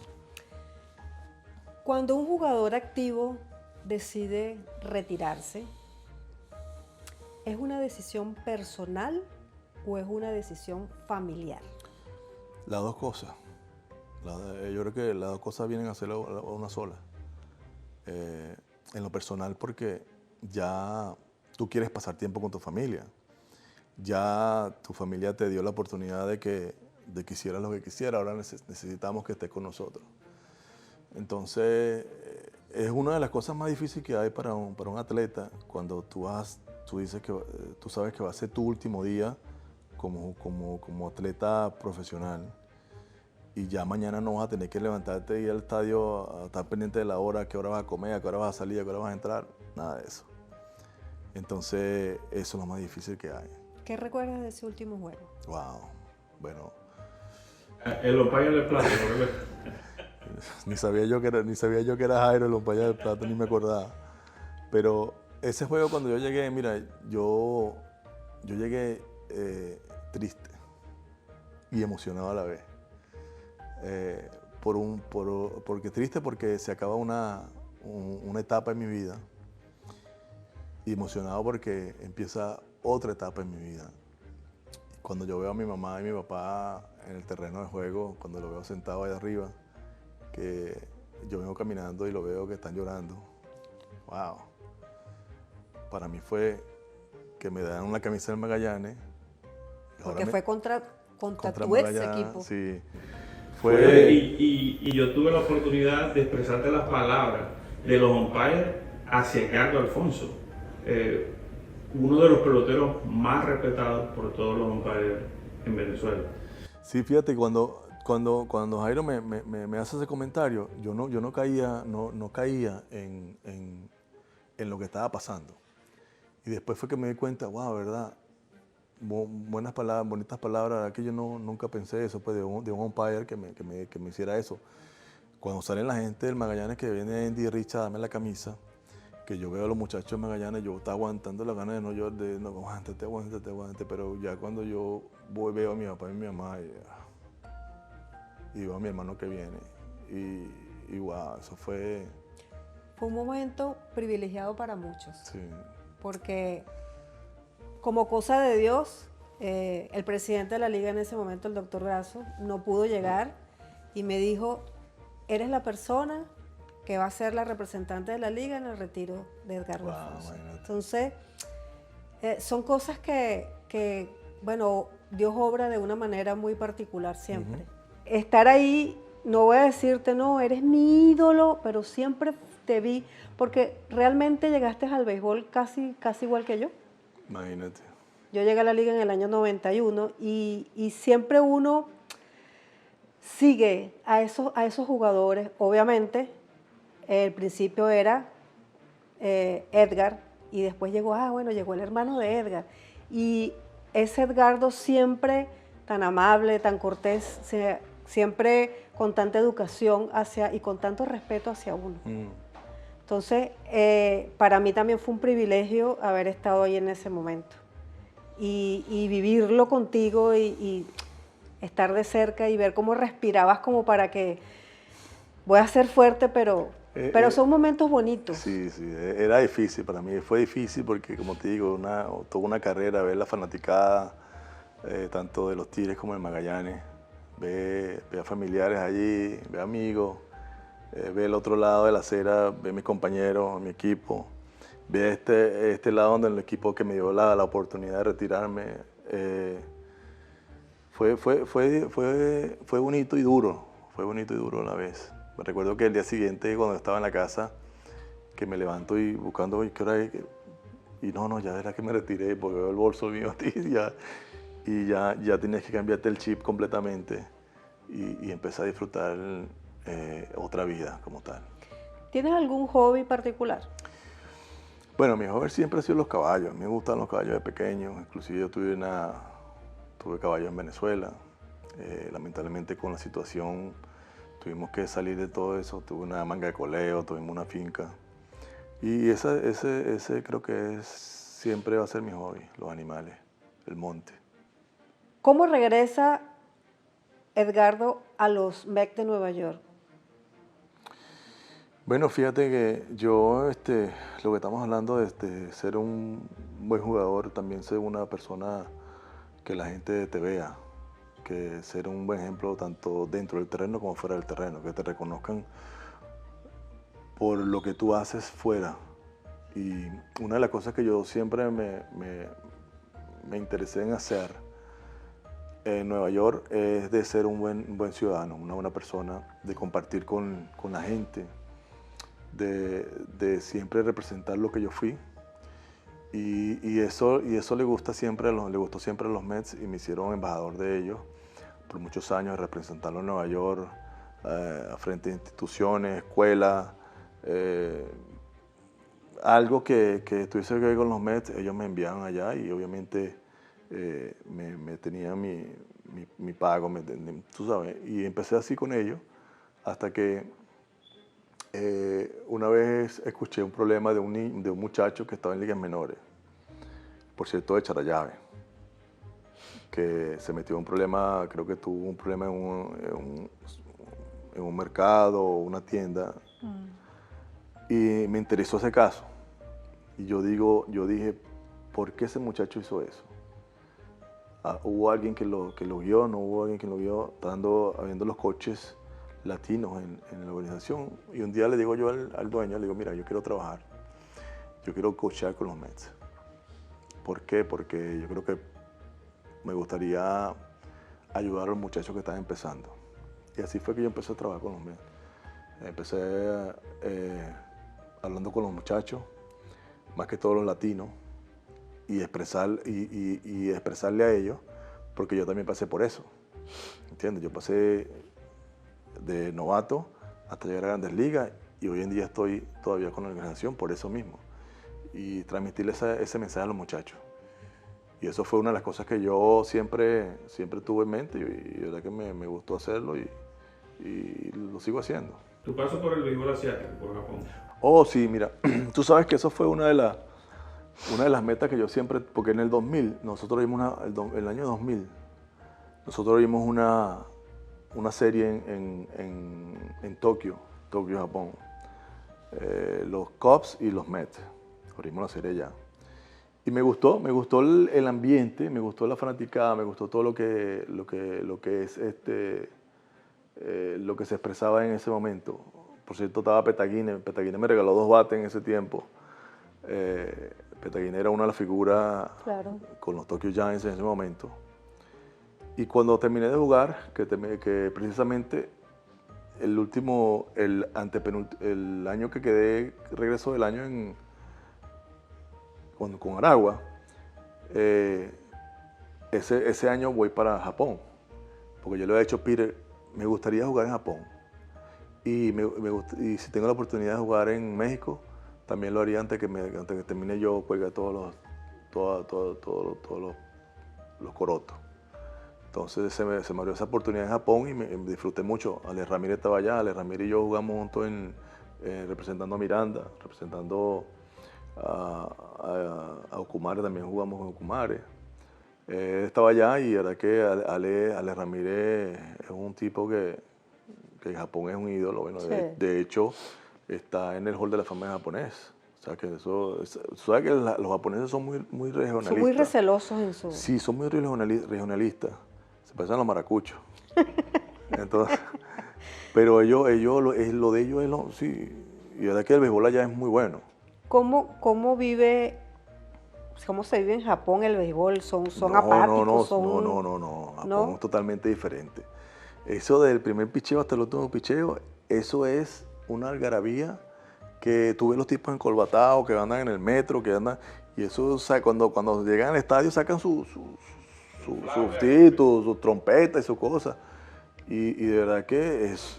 Y o no sea, importa te si su motiva. equipo está ganando o está perdiendo, ellos Ellos están disfrutando igual. Disfrutando y claro, tú vas a encontrar a los fanáticos, tú no sirves, en todos lados, eso es parte Eso es normal, eso es parte, eso eso es es parte parte, claro. del juego. ¿Y en México? México fue también algo parecido. México fue una vez que yo estaba en la casa, me llamaron de México unas personas, me dijeron, mira, vente para México si quieres una semana para que veas en Cancún. Y yo le mencioné a mi esposa, dice, mami, ¿tú qué te piensas de México, Cancún?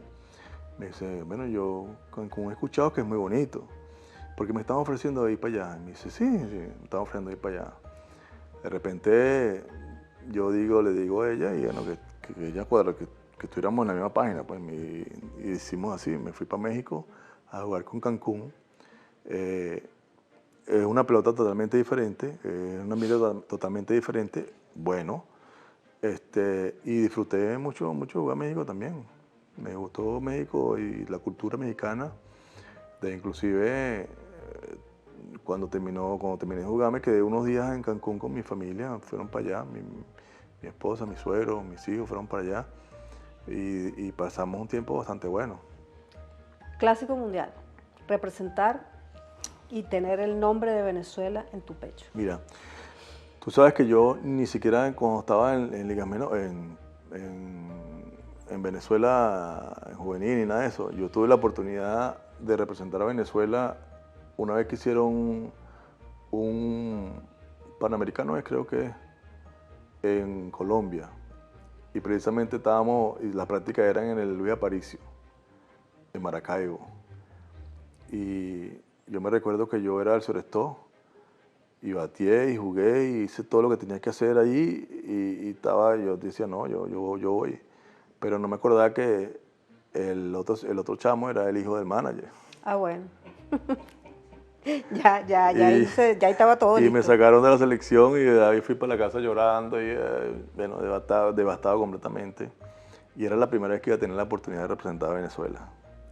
Cuando se presenta esta oportunidad ahora ya profesional, Clásico Mundial, wow, cuando me llaman, yo le digo, no, claro, yo voy hasta ahí, vale, yo estoy ahí.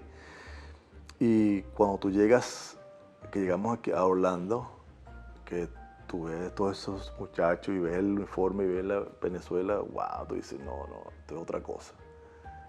Y orgulloso siempre de representar esa camiseta. Yo creo que ese fue yo creo que uno de los mejores equipos que tuvo Venezuela en todo el Clásico Mundial, todos los Clásicos Mundiales.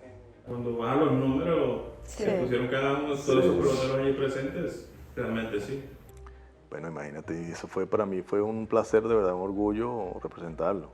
Lamentablemente no hicimos lo que teníamos que hacer, pero nada más con ponerse esa camiseta y representar un país completamente que, wow, increíble. Jugar en contra de Edgar Alfonzo.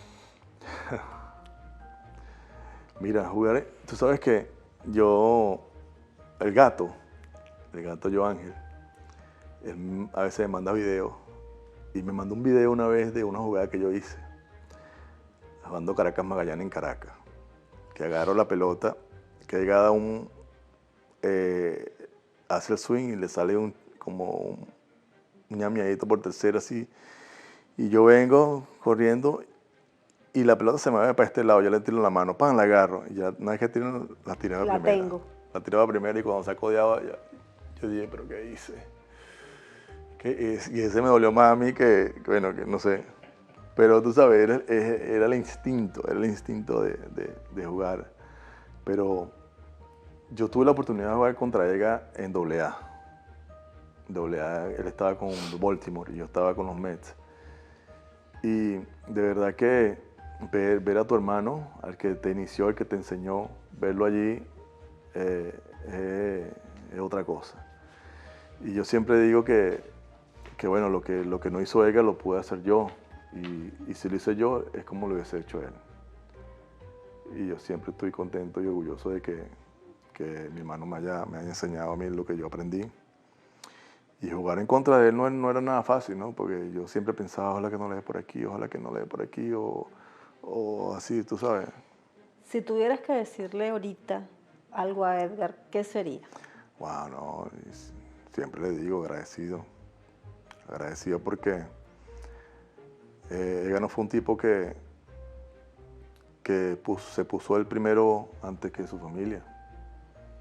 De que lo que él empezó en la casa, uno seguíamos esos pasos. Edgar nunca se compró un carro bueno en Venezuela, nunca se compró un carro porque lo que ganaba era para acomodar la casa, para mantenernos a nosotros. Y bueno, y todo lo que uno aprendió y todo lo que nos enseñó, yo siempre agradecido con Edgar por eso. Porque lo vemos así como un segundo padre. Porque él, como te digo, nunca compró ni hizo lujo, sino siempre lo que ganaba era para nosotros, para mantener la casa, la familia. Y por eso, bueno, por eso es que digo, lo que yo hice es como si él lo hubiese hecho. Damaso Blanco. ¿Qué influencia tuvo Damaso Blanco en tu carrera en algún momento? Mira, Damaso, cuando llegó a Magallanes, él era el comentarista del equipo. Y ella me dice,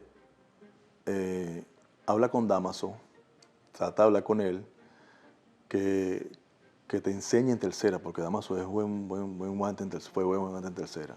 No bateaba, pero era muy guante. El Bill Leaguer, yo siempre le digo el Bill Leaguer. Oye, jugó un mes y medio en Grandes Ligas y le dicen el Bill Leaguer, pero bueno. Pero no, yo llego a Valencia y encuentro a Damaso. Damaso practicaba con nosotros. Correcto. Y en esas prácticas él siempre iba para tercera y trabajábamos. Y me explicaba a mí el ángulo de la pelota, los pies, cómo tengo que moverlos en tercera base, las pequeñas cosas que se hacen en tercera base. Y ya que, aunque la gente no crea, Damaso fue una de las personas que me enseñó a jugar tercera base. Y eso nunca ha salido así como tal. Pero mientras Damaso practicaba con nosotros y estaba con el circuito, él se la pasaba ahí agarrando roles, enseñándonos. Y más que todo, ¿sabes qué? Una de las cosas que yo le agradezco a Damaso es enseñarme a expresarme en las entrevistas, a cómo tendría que yo hablar, cómo debería hablar, cómo debería expresarme. Siempre dame esos tips y era que fue tanto en el terreno de juego como fuera del terreno. Tu faceta como comentarista. Me gustó mucho, me gustó comentar juegos. Porque es algo que tú lo ves y tú dices, no, eso es fácil. Pero una vez que tú estás en el micrófono, tú dices, wow, tienes que tener mucho cuidado con lo que vas a decir, el comentario que vas a hacer. Porque uno jugó béisbol y uno no quiere que haga un comentario negativo siempre, ¿sabes? Pero a veces hay que decir las cosas como son. Pero sí me gusta mucho porque tú vienes a ver el juego desde el primer picheo hasta el último picheo. Tienes otro ángulo del juego. Y tienes que estar metido sabiendo lo que está pasando. No es que tú vas ahí a tomarte un fresco y vas a ver, no. Tú tienes que estar ahí porque tú tienes que dar los detalles de lo que está pasando en el juego. Y lo que puede pasar, lo que puede acontecer. ¿Es fácil ese rol desde una cabina y sabiendo lo que se vive en ese terreno de juego? No es fácil. No es fácil. Yo pensé que era fácil, pero no. Te pone a sudar, te pone a estudiar, a aprender todas las facetas. Porque, como te digo, tienes que anticipar y saber lo que puede estar pensando el manager aquel, el otro aquel, el jugador, por qué no corrió, por qué hizo este perreo, por qué no tiró para donde tenía que lanzar la pelota. Y son cosas pero que tienes que hacerlo ahí mismito, de una vez. No es que tú vas a esperar un ratico, no. El comentarista siempre tiene que saltar y resaltar lo que está pasando en el juego y los acontecimientos que están en ese momento, anticiparlo y adelantarte. Es como un manager. Tú tienes que adelantarte a lo que va a pasar. No, y es una ventaja para alguien que estuvo en el terreno de juego. Sí. Saber que muchos juegos se pueden ganar y se pueden perder en el clubhouse también. Obviamente. Las cosas que pasan allá adentro, que muchas veces se reflejan en el campo, pero el que nunca está en el campo o el que no tiene ese contacto con el campo no sabe lo que puede pasar adentro, cómo puede influir situaciones que pasan dentro de un camerino en el terreno de juego. Es importante porque obviamente lo que tú puedes llevar a un terreno de juego es lo que está sucediendo ahí dentro.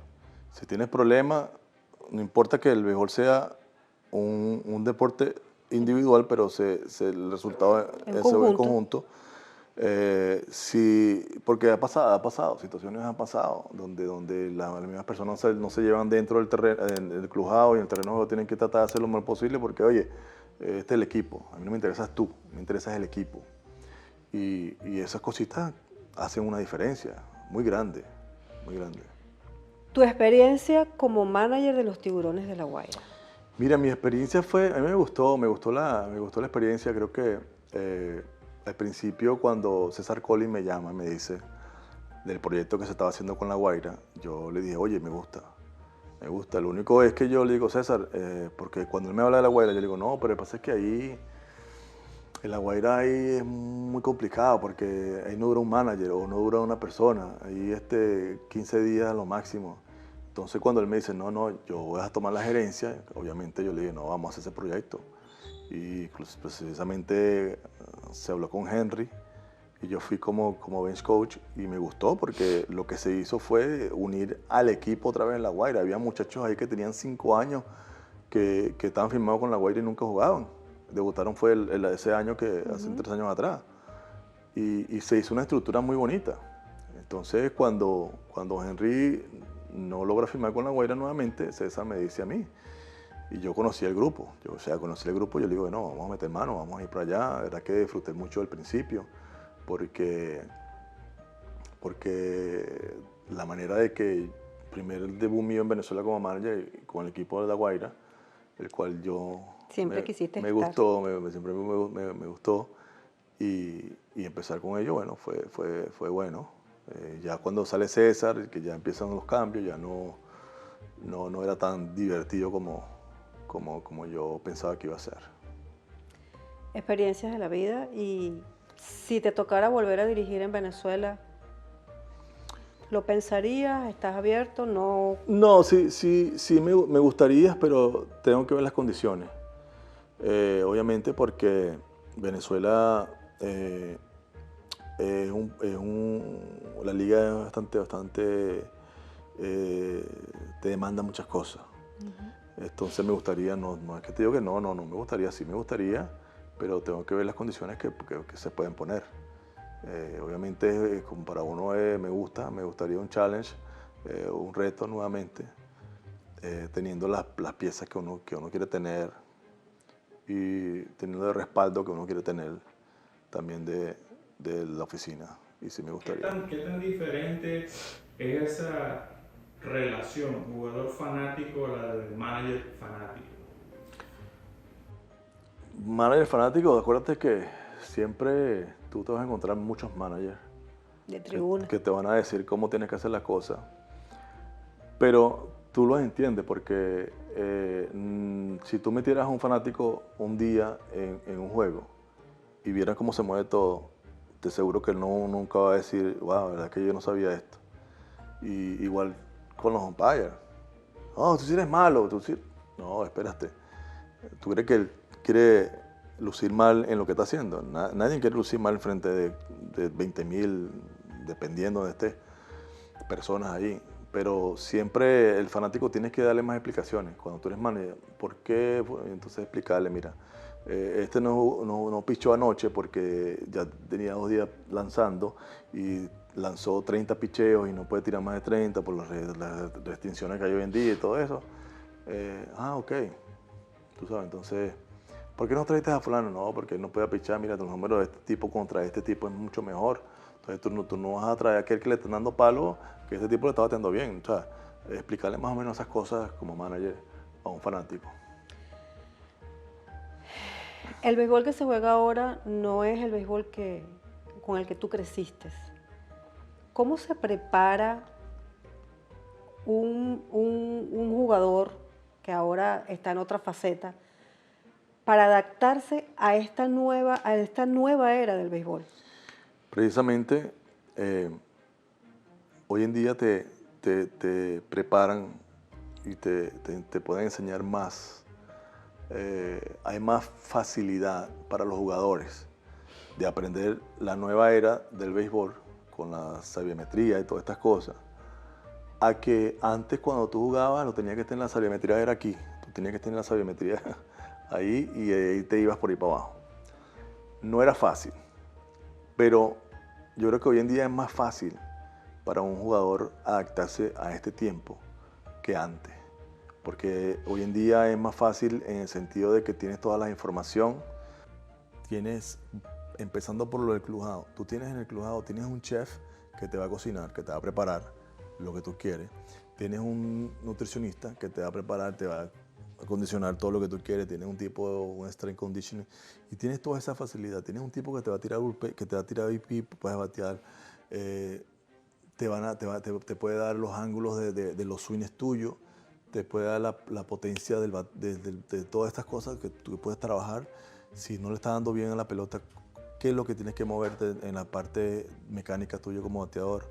O sea, son muchas facilidades que tiene hoy en día el jugador para aprender a jugar béisbol. Obviamente antes no había nada de eso. Antes era, ahí tú buscas la manera y no te mingoneaban como hoy en día mingoneaban a los jugadores, como tal. Pero tú crees, Edgardo, que un especialista en sabermetría, que muchas veces no estuvo en un terreno de juego, ¿puede sustituir a un campeón bate que está enseñando a batear? No lo puedes sustituir. Lo que puedes trabajar en conjunto. Y eso lo he visto yo y eso lo he hablado. ¿Por qué? Porque no es igual que yo te enseño unos papeles a ti y te digas, mira tu número, mira lo que tienes que mejorar, mira esto, mira lo otro. Ajá, pero ¿y cómo yo voy a hacer para mejorar? ¿Cuál es la mecánica que tengo que hacer? Entonces, donde viene alguien que haya estado en un terreno de juego, que tenga experiencia, obviamente. Entonces, yo respeto lo que tiene la sabermetría, porque eso es buena información, un data que tú necesitas tenerla. Porque si tú te vas a enfrentar a un pitcher, tú tienes que saber cuál es el picheo que él usa más para sacar de out, cosa que tú antes veías en un video. Y tú sacas la cuenta, oye, el tipo está tirando más este picheo y saca de out. ¿Entiendes? Entonces, las informaciones son muy buenas, pero también sabes explicar cómo tú vas a hacerlo. Sí, bueno, vemos la teoría de Moneyball que aplicaron los Atléticos de Oakland en las Grandes Ligas, funcionó durante cierto tiempo, pero llegó un momento que el conocimiento del juego sobrepasó eso. Sí. Porque actualmente nosotros hemos tenido la oportunidad de ver en equipos que las prácticas, los juegos, prácticamente lo dirige el encargado de la sabermetría. Sí. Hay equipos donde eso es muy marcado. O sea, lo que los muchachitos del pantalón beige dicen, eso es. Por eso te pregunto, o sea, ¿cómo se adapta un Edgardo Alfonso a esta nueva época? Es interesante porque es como estamos hablando. O sea, tú tienes que irte con lo que está pasando hoy en día. Y no importa lo que tú sepas allá atrás, tú tienes que, con lo que tú aprendiste, adaptarlo a este tiempo y saber lo que puede, te puede beneficiar todo eso. Obviamente la información es lo que tú necesitas. Y ya ves, tú verás cómo tú lo vas a aplicar. Porque si no lo aplicas, que es lo primero que te van a decir, mira, tienes toda la información ahí y no la aplicaste. Exacto. Entonces tienes que buscar la forma de cómo tú puedes conectar lo de allá con esto de hoy en día. ¿Me entiendes? Entonces eso te va a funcionar. No es la mejor cosa porque a veces tú tienes que tener el sentido común del juego y te va a llevar por tus instintos de jugador o de manager, lo que sea. De decir así, el tipo es el mejor pitcher para este macho, pero el slider no le está funcionando como tiene que funcionar. Entonces, no es el picheo que le va, no es el pitch que le van a poner a este. O el bateador no batea la recta a 97 aquí arriba, entonces no lo podemos traer pinch hitter. Pero ese día de repente el tipo está en su mejor momento. Entonces tú tienes que llevarte a veces con los feelings, con los sentimientos y lo que te dice a ti el feeling de ese momento. Carlos Mendoza, ¿qué opinión te merece en que sea manager de los Mets de Nueva York? Carlos, yo jugué con Carlos una vez que estábamos nosotros, yo fui de refuerzo con Lara. Lo conocí a él, conocí a Yepes, a todos esos muchachos, Martín Prado también lo conocí cuando estaba con los Tigres, todo era que Carlos lo vi con San Francisco, cuando yo estaba con San Francisco, hizo su carrera como coach con los Yankees San Francisco. Y lo que he visto de Carlos, verdad que me ha sorprendido mucho y me tiene orgulloso de cómo es Carlos como manager. Tuve la oportunidad de ver cómo se dirige a los jugadores, tuve la oportunidad de estar en los meetings con él y es digno de admirar. ¿Por qué? Porque no precisamente tú tienes que jugar Grandes Ligas para aprender lo que es ser un manager o un coach, porque hay muchos Grandes Ligas que no saben. Pero me sorprende porque Carlos no jugó ese nivel y ha aprendido más que muchos Grandes Ligas en lo que es dirigir a un equipo de Grandes Ligas. Y para mí era que es un orgullo tener a Carlos y saber que el trabajo que ha hecho ha sido fenomenal. Hay un rincón del béisbol de Carlos Alfonso en su casa. Sí, yo tengo, todavía estamos nosotros montando que si camisas, que si trofeos, y tengo un poco de cosas ahí, y tengo mi cuartico, mi oficina donde tengo algunos recuerdos míos y de algunos compañeros. Bueno, en un buen momento vamos a hacer una pausa, vamos a ir al rincón del béisbol de Carlos Alfonso. Tengo la de mí. Y aquí nos encontramos en el rinconcito del señor Edgardo Alfonso. Mira lo que primero que sacó. Mire lo que sacó por aquí. La estoy vendiendo. Todavía está arreglando, ¿no? Porque Sí, está recién mudado. Todavía estamos arreglando aquí. Tengo muchas camisas aquí de compañeros y gente que yo jugué en contra, que lo admiro mucho. Bates que te regalaron, no, tuyo. Mira, este bate me lo regaló. ¿Dónde está?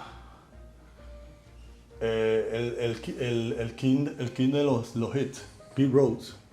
Wow. Apenas, pues. Qué Me lo valor regaló. tiene ese ahorita, ¿no? Sí. Y aquello es lo mío. De ahí para acá. Este es el bate de plata mío, la camisa de la Liga Nacional, el Hall de la Fama en Binghamton, el Hall de la Fama de los Mets allá. ¿Por qué el número 13? Porque Omar Vizquel, David Concepción, Ovaldo Guillén Y Edgardo Alfonso. y bueno, me lo dieron a mí, el número 13. Pero tú sabes que yo cuando el primer año mío el primer año mío yo usé el 74. Después cuando quedé campeón bate, que llego yo a Brooklyn, en la liga esa de la New York Penn League, me dan el número 9. Porque el 13 era de un chamo de college. Y entonces le dieron el número 13 a él, me dieron el 9. Y el 9 fue que yo usé en Venezuela. Sí. Sí. Después de ahí para allá, usé puro número 13 aquí en Estados Unidos.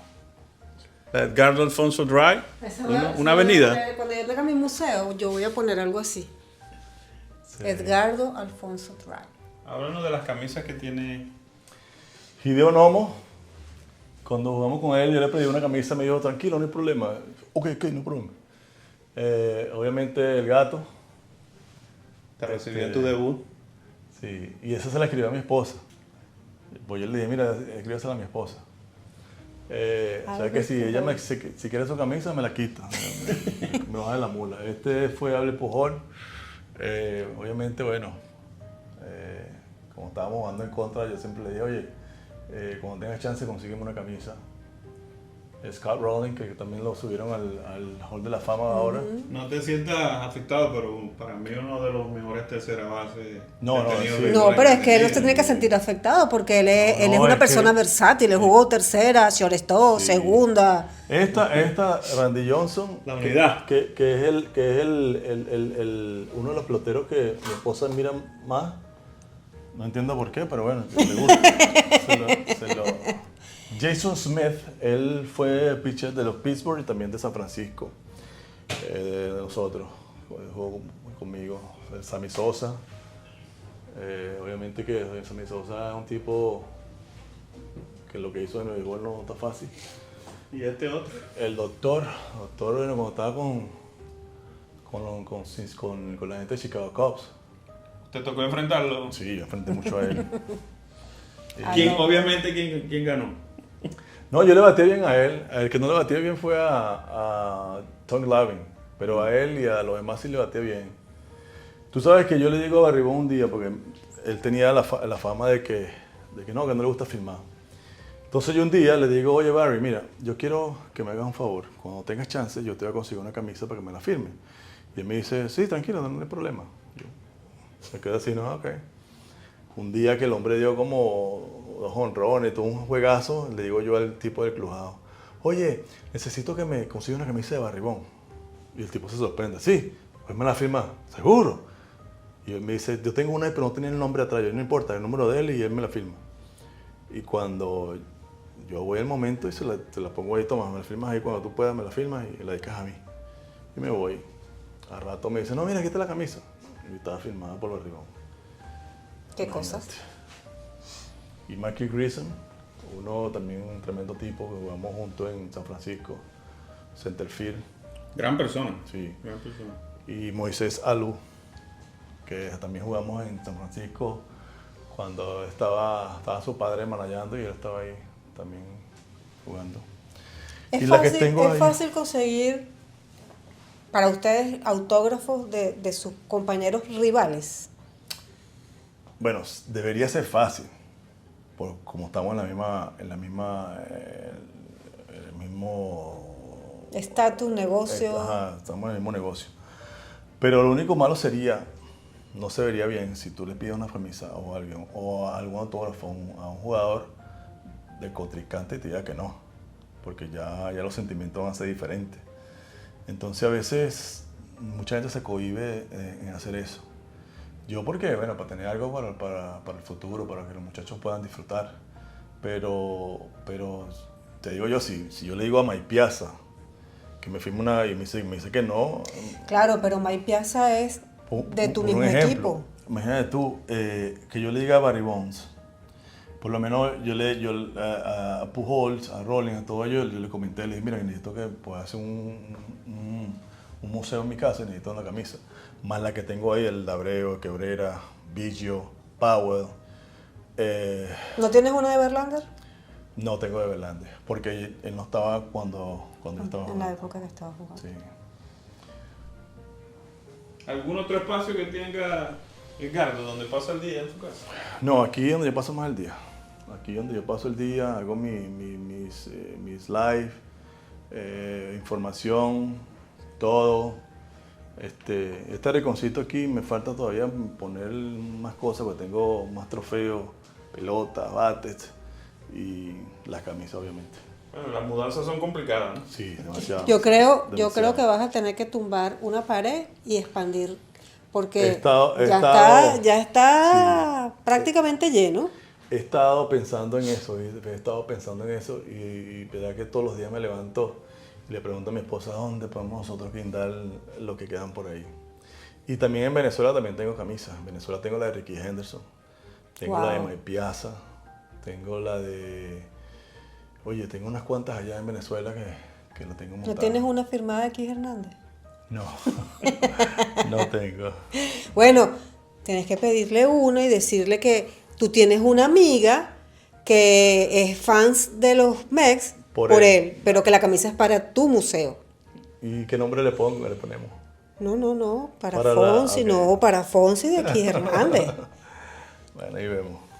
Bueno, seguimos con más de Edgardo Alfonso. Edgardo, 2021, Salón de la Fama de los Mets de Nueva York. Mira, 2021, a mí me dieron esa noticia un año antes, cuando la pandemia. Me dijeron, me llama el dueño de los Mets y me dice, mira, Gardo, quiero felicitarte. Recuerda que en ese tiempo yo había quedado campeón con Brooklyn y ese mismo año no me renovaron el contrato. Entonces yo estaba frustrado en la casa, pero oye, si tú quedas campeón con un equipo, se supone que en vez de promocionarte, te sacan a ti completamente. Entonces yo estaba un poco molesto y frustrado y estaba, tú sabes, cabizbajo.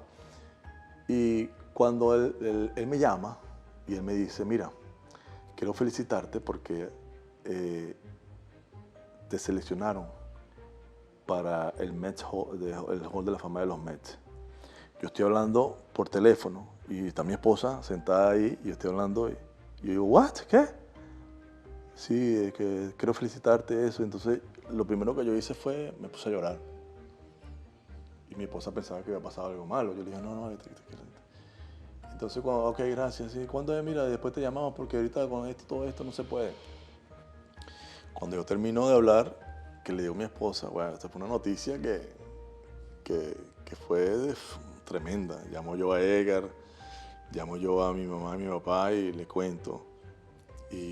Y para mí fue una noticia siendo el latino, el primer latino en el Hall de la Fama de los Mets, siendo de Suapire, de allá de ese pueblito. O de Santa Teresa. De los Valles del Tuy. Ambos inclusive, pues. De los Valles del Tuy. Siendo yo de allá, ir a Nueva York, donde han pasado muchas figuras tremendas, emblemáticas del equipo, y lo escojan a uno como Hall de la Fama, verdad que, mira, no te podría decir qué tan contento y agradecido con Dios por darme esa oportunidad. Y bueno, lo que no podía estar pendiente era de cuándo iba a ser, porque estábamos allí, cuándo va a ser la cosa formal. Pero ya con eso, verdad que agradecido con Dios. Salón de la Fama en Venezuela. Venezuela también. Me llama Juan José Ávila para decirme que ha sido seleccionado para el Salón de la Fama en Venezuela. Y yo, wow, contento, ¿no? Porque en tu país, mano, estás en tu tierra ahí.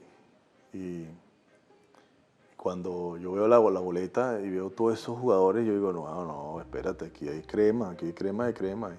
Pero es algo único, o sea, algo único que tú sientes que todo el trabajo que tú hiciste en tu carrera valió la pena.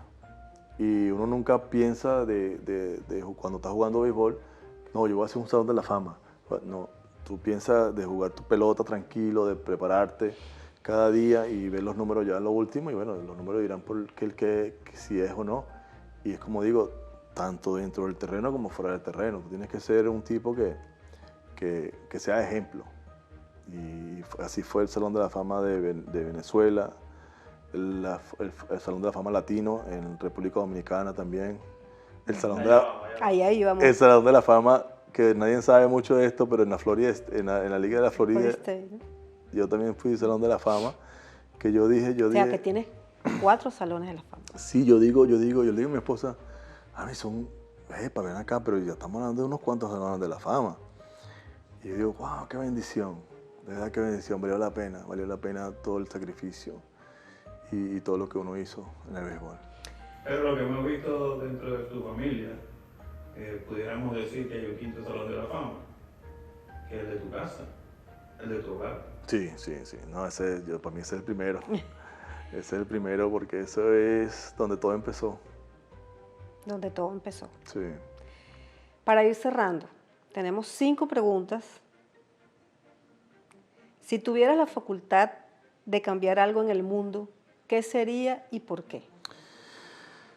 Yo diría que cambiaría la mentalidad de las personas para que seamos mejores seres humanos. Que podamos disfrutar cada quien en su espacio tranquilo sin meterse con nadie. Y cambiaría la forma de política del mundo. Si me tuvieras que dar un top 5 de jugadores, no importa la época, si es actual o pasada, ¿cuál sería el top 5 de Edgardo Alfonso? Mira, tuve la oportunidad de jugar con Barribón. Barribón sería el primero. La forma que jugó, no me importa que él haya hecho lo que hizo, todo eso. Yo diría que Mike Piazza también es uno de los míos que estaba allí. Nunca vi jugar a Roberto Clemente, pero creo que por la trayectoria y lo que uno escucha, Roberto Clemente, que ha sido una de las figuras que abrió el espacio para latinos. Obviamente Jackie Robinson, porque fue uno de los que abrió la puerta para los jugadores de colores y los latinos también. Luis Aparicio, que ha sido uno de los inmortales venezolanos que nos ha representado en el Hall de la Fama. Si tuvieras la oportunidad de compartir una comida con cualquier personalidad, viva o muerta, ¿de qué hablarías con ella? ¿De qué hablaría? Del pasado, de cómo fue su tiempo. ¿Quién sería esa personalidad? Oh, ¿quién sería? ¿De qué hablarías? Mira,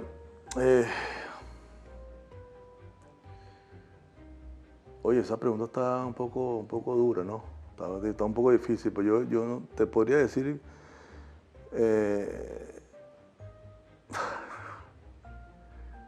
oye, con Jesucristo, imagínate. Con Jesucristo, y preguntarle cosas de la vida. Podría ser Simón Bolívar también. Preguntarle en su época qué tan duro fue. Poder sobrellevar las cosas. ¿Cómo te gustaría que te recordaran tus hijos? Como el padre que siempre estuvo para ellos, como una figura que sea digno de admirar para ellos. ¿Tu relación con Dios? Bueno, muy importante, ha sido creo que la parte más fundamental de toda mi carrera. Yo creo que Dios para mí ha sido el guía que me ha enseñado a ser tanto el jugador, tanto el esposo, tanto el hijo, tanto el hermano, que le da la oportunidad de que cambie, de que lo que no le gusta de mí, que me lo deje saber y me lo quite. Ha sido el que ha bendecido mi vida toda. Y todo lo que tú ves aquí es porque Dios le ha placido dármelo y de verdad que muy agradecido de conocer a Dios, de conocer, de saber las reglas de Él, no como religión, sino como una forma de vida. Yo creo que la religión es el que tiene la religión es el que trae todos los problemas al mundo. Por religión mata mucha gente y la gente se confunde con la religión y la forma de vida que trajo Jesús. Una forma simple y sencilla de que esto es bueno y esto es malo. Y para mí me ha funcionado, la verdad que mi esposa, mis hijos, mi familia, todos agradecidos con Dios por darnos esa bendición. Hablando de agradecimiento, queremos agradecerte una vez más que nos hayas recibido en tu casa, en tu templo, tu amistad, agradecerte como venezolana y como fanática del béisbol. Y de los Mets. Y de los Mets de Nueva Sí, York. me consta que eres de los Mets. No soy de los Mets por ti, pero soy de los Mets. Sí, sí. Que nos hayas permitido estar aquí. Agradecerte haber siempre representado el nombre de Venezuela y de llevarlo en alto. De verdad que para mí es un placer y un orgullo haber estado aquí en tu casa. No, mira, gracias a ustedes por tomarse este tiempo y de conocer un poquito acerca de lo que es la personalidad, no el jugador, sino la personalidad, que mucha gente algunas veces no saben, no conocen. Y el trabajo que están haciendo, para mí creo que es muy positivo, muy fructífero en lo que van a hacer, porque le da la oportunidad a la gente de que conozcan más a la persona, no el jugador, porque el jugador siempre lo van a ver en el televisor, pero muy agradecido con usted, de verdad, que este proyecto sea un proyecto bastante bueno. Amén. Y que mucha gente pueda apoyarlo en lo que están haciendo, de verdad porque esto es para todo el fanático, la fanaticada, que muy poco la gente habla de la vida personal de los jugadores. Y ustedes están tomando ese tiempo para hacerlo, de verdad que muy agradecido con ustedes, de verdad. Gracias. Bueno, agradecido con Edgardo por abrirnos su espacio, no solo a nosotros, sino a todos ustedes. Esto fue Más Allá del Rostro con Edgardo Alfonso. Nos vemos en el futuro. Y esto llega a ustedes gracias a nuestros amigos de la Estación del Queso, el mejor queso al estilo venezolano. Envíos a todos los Estados Unidos. Escríbenos a través de @laestaciondelqueso.ok.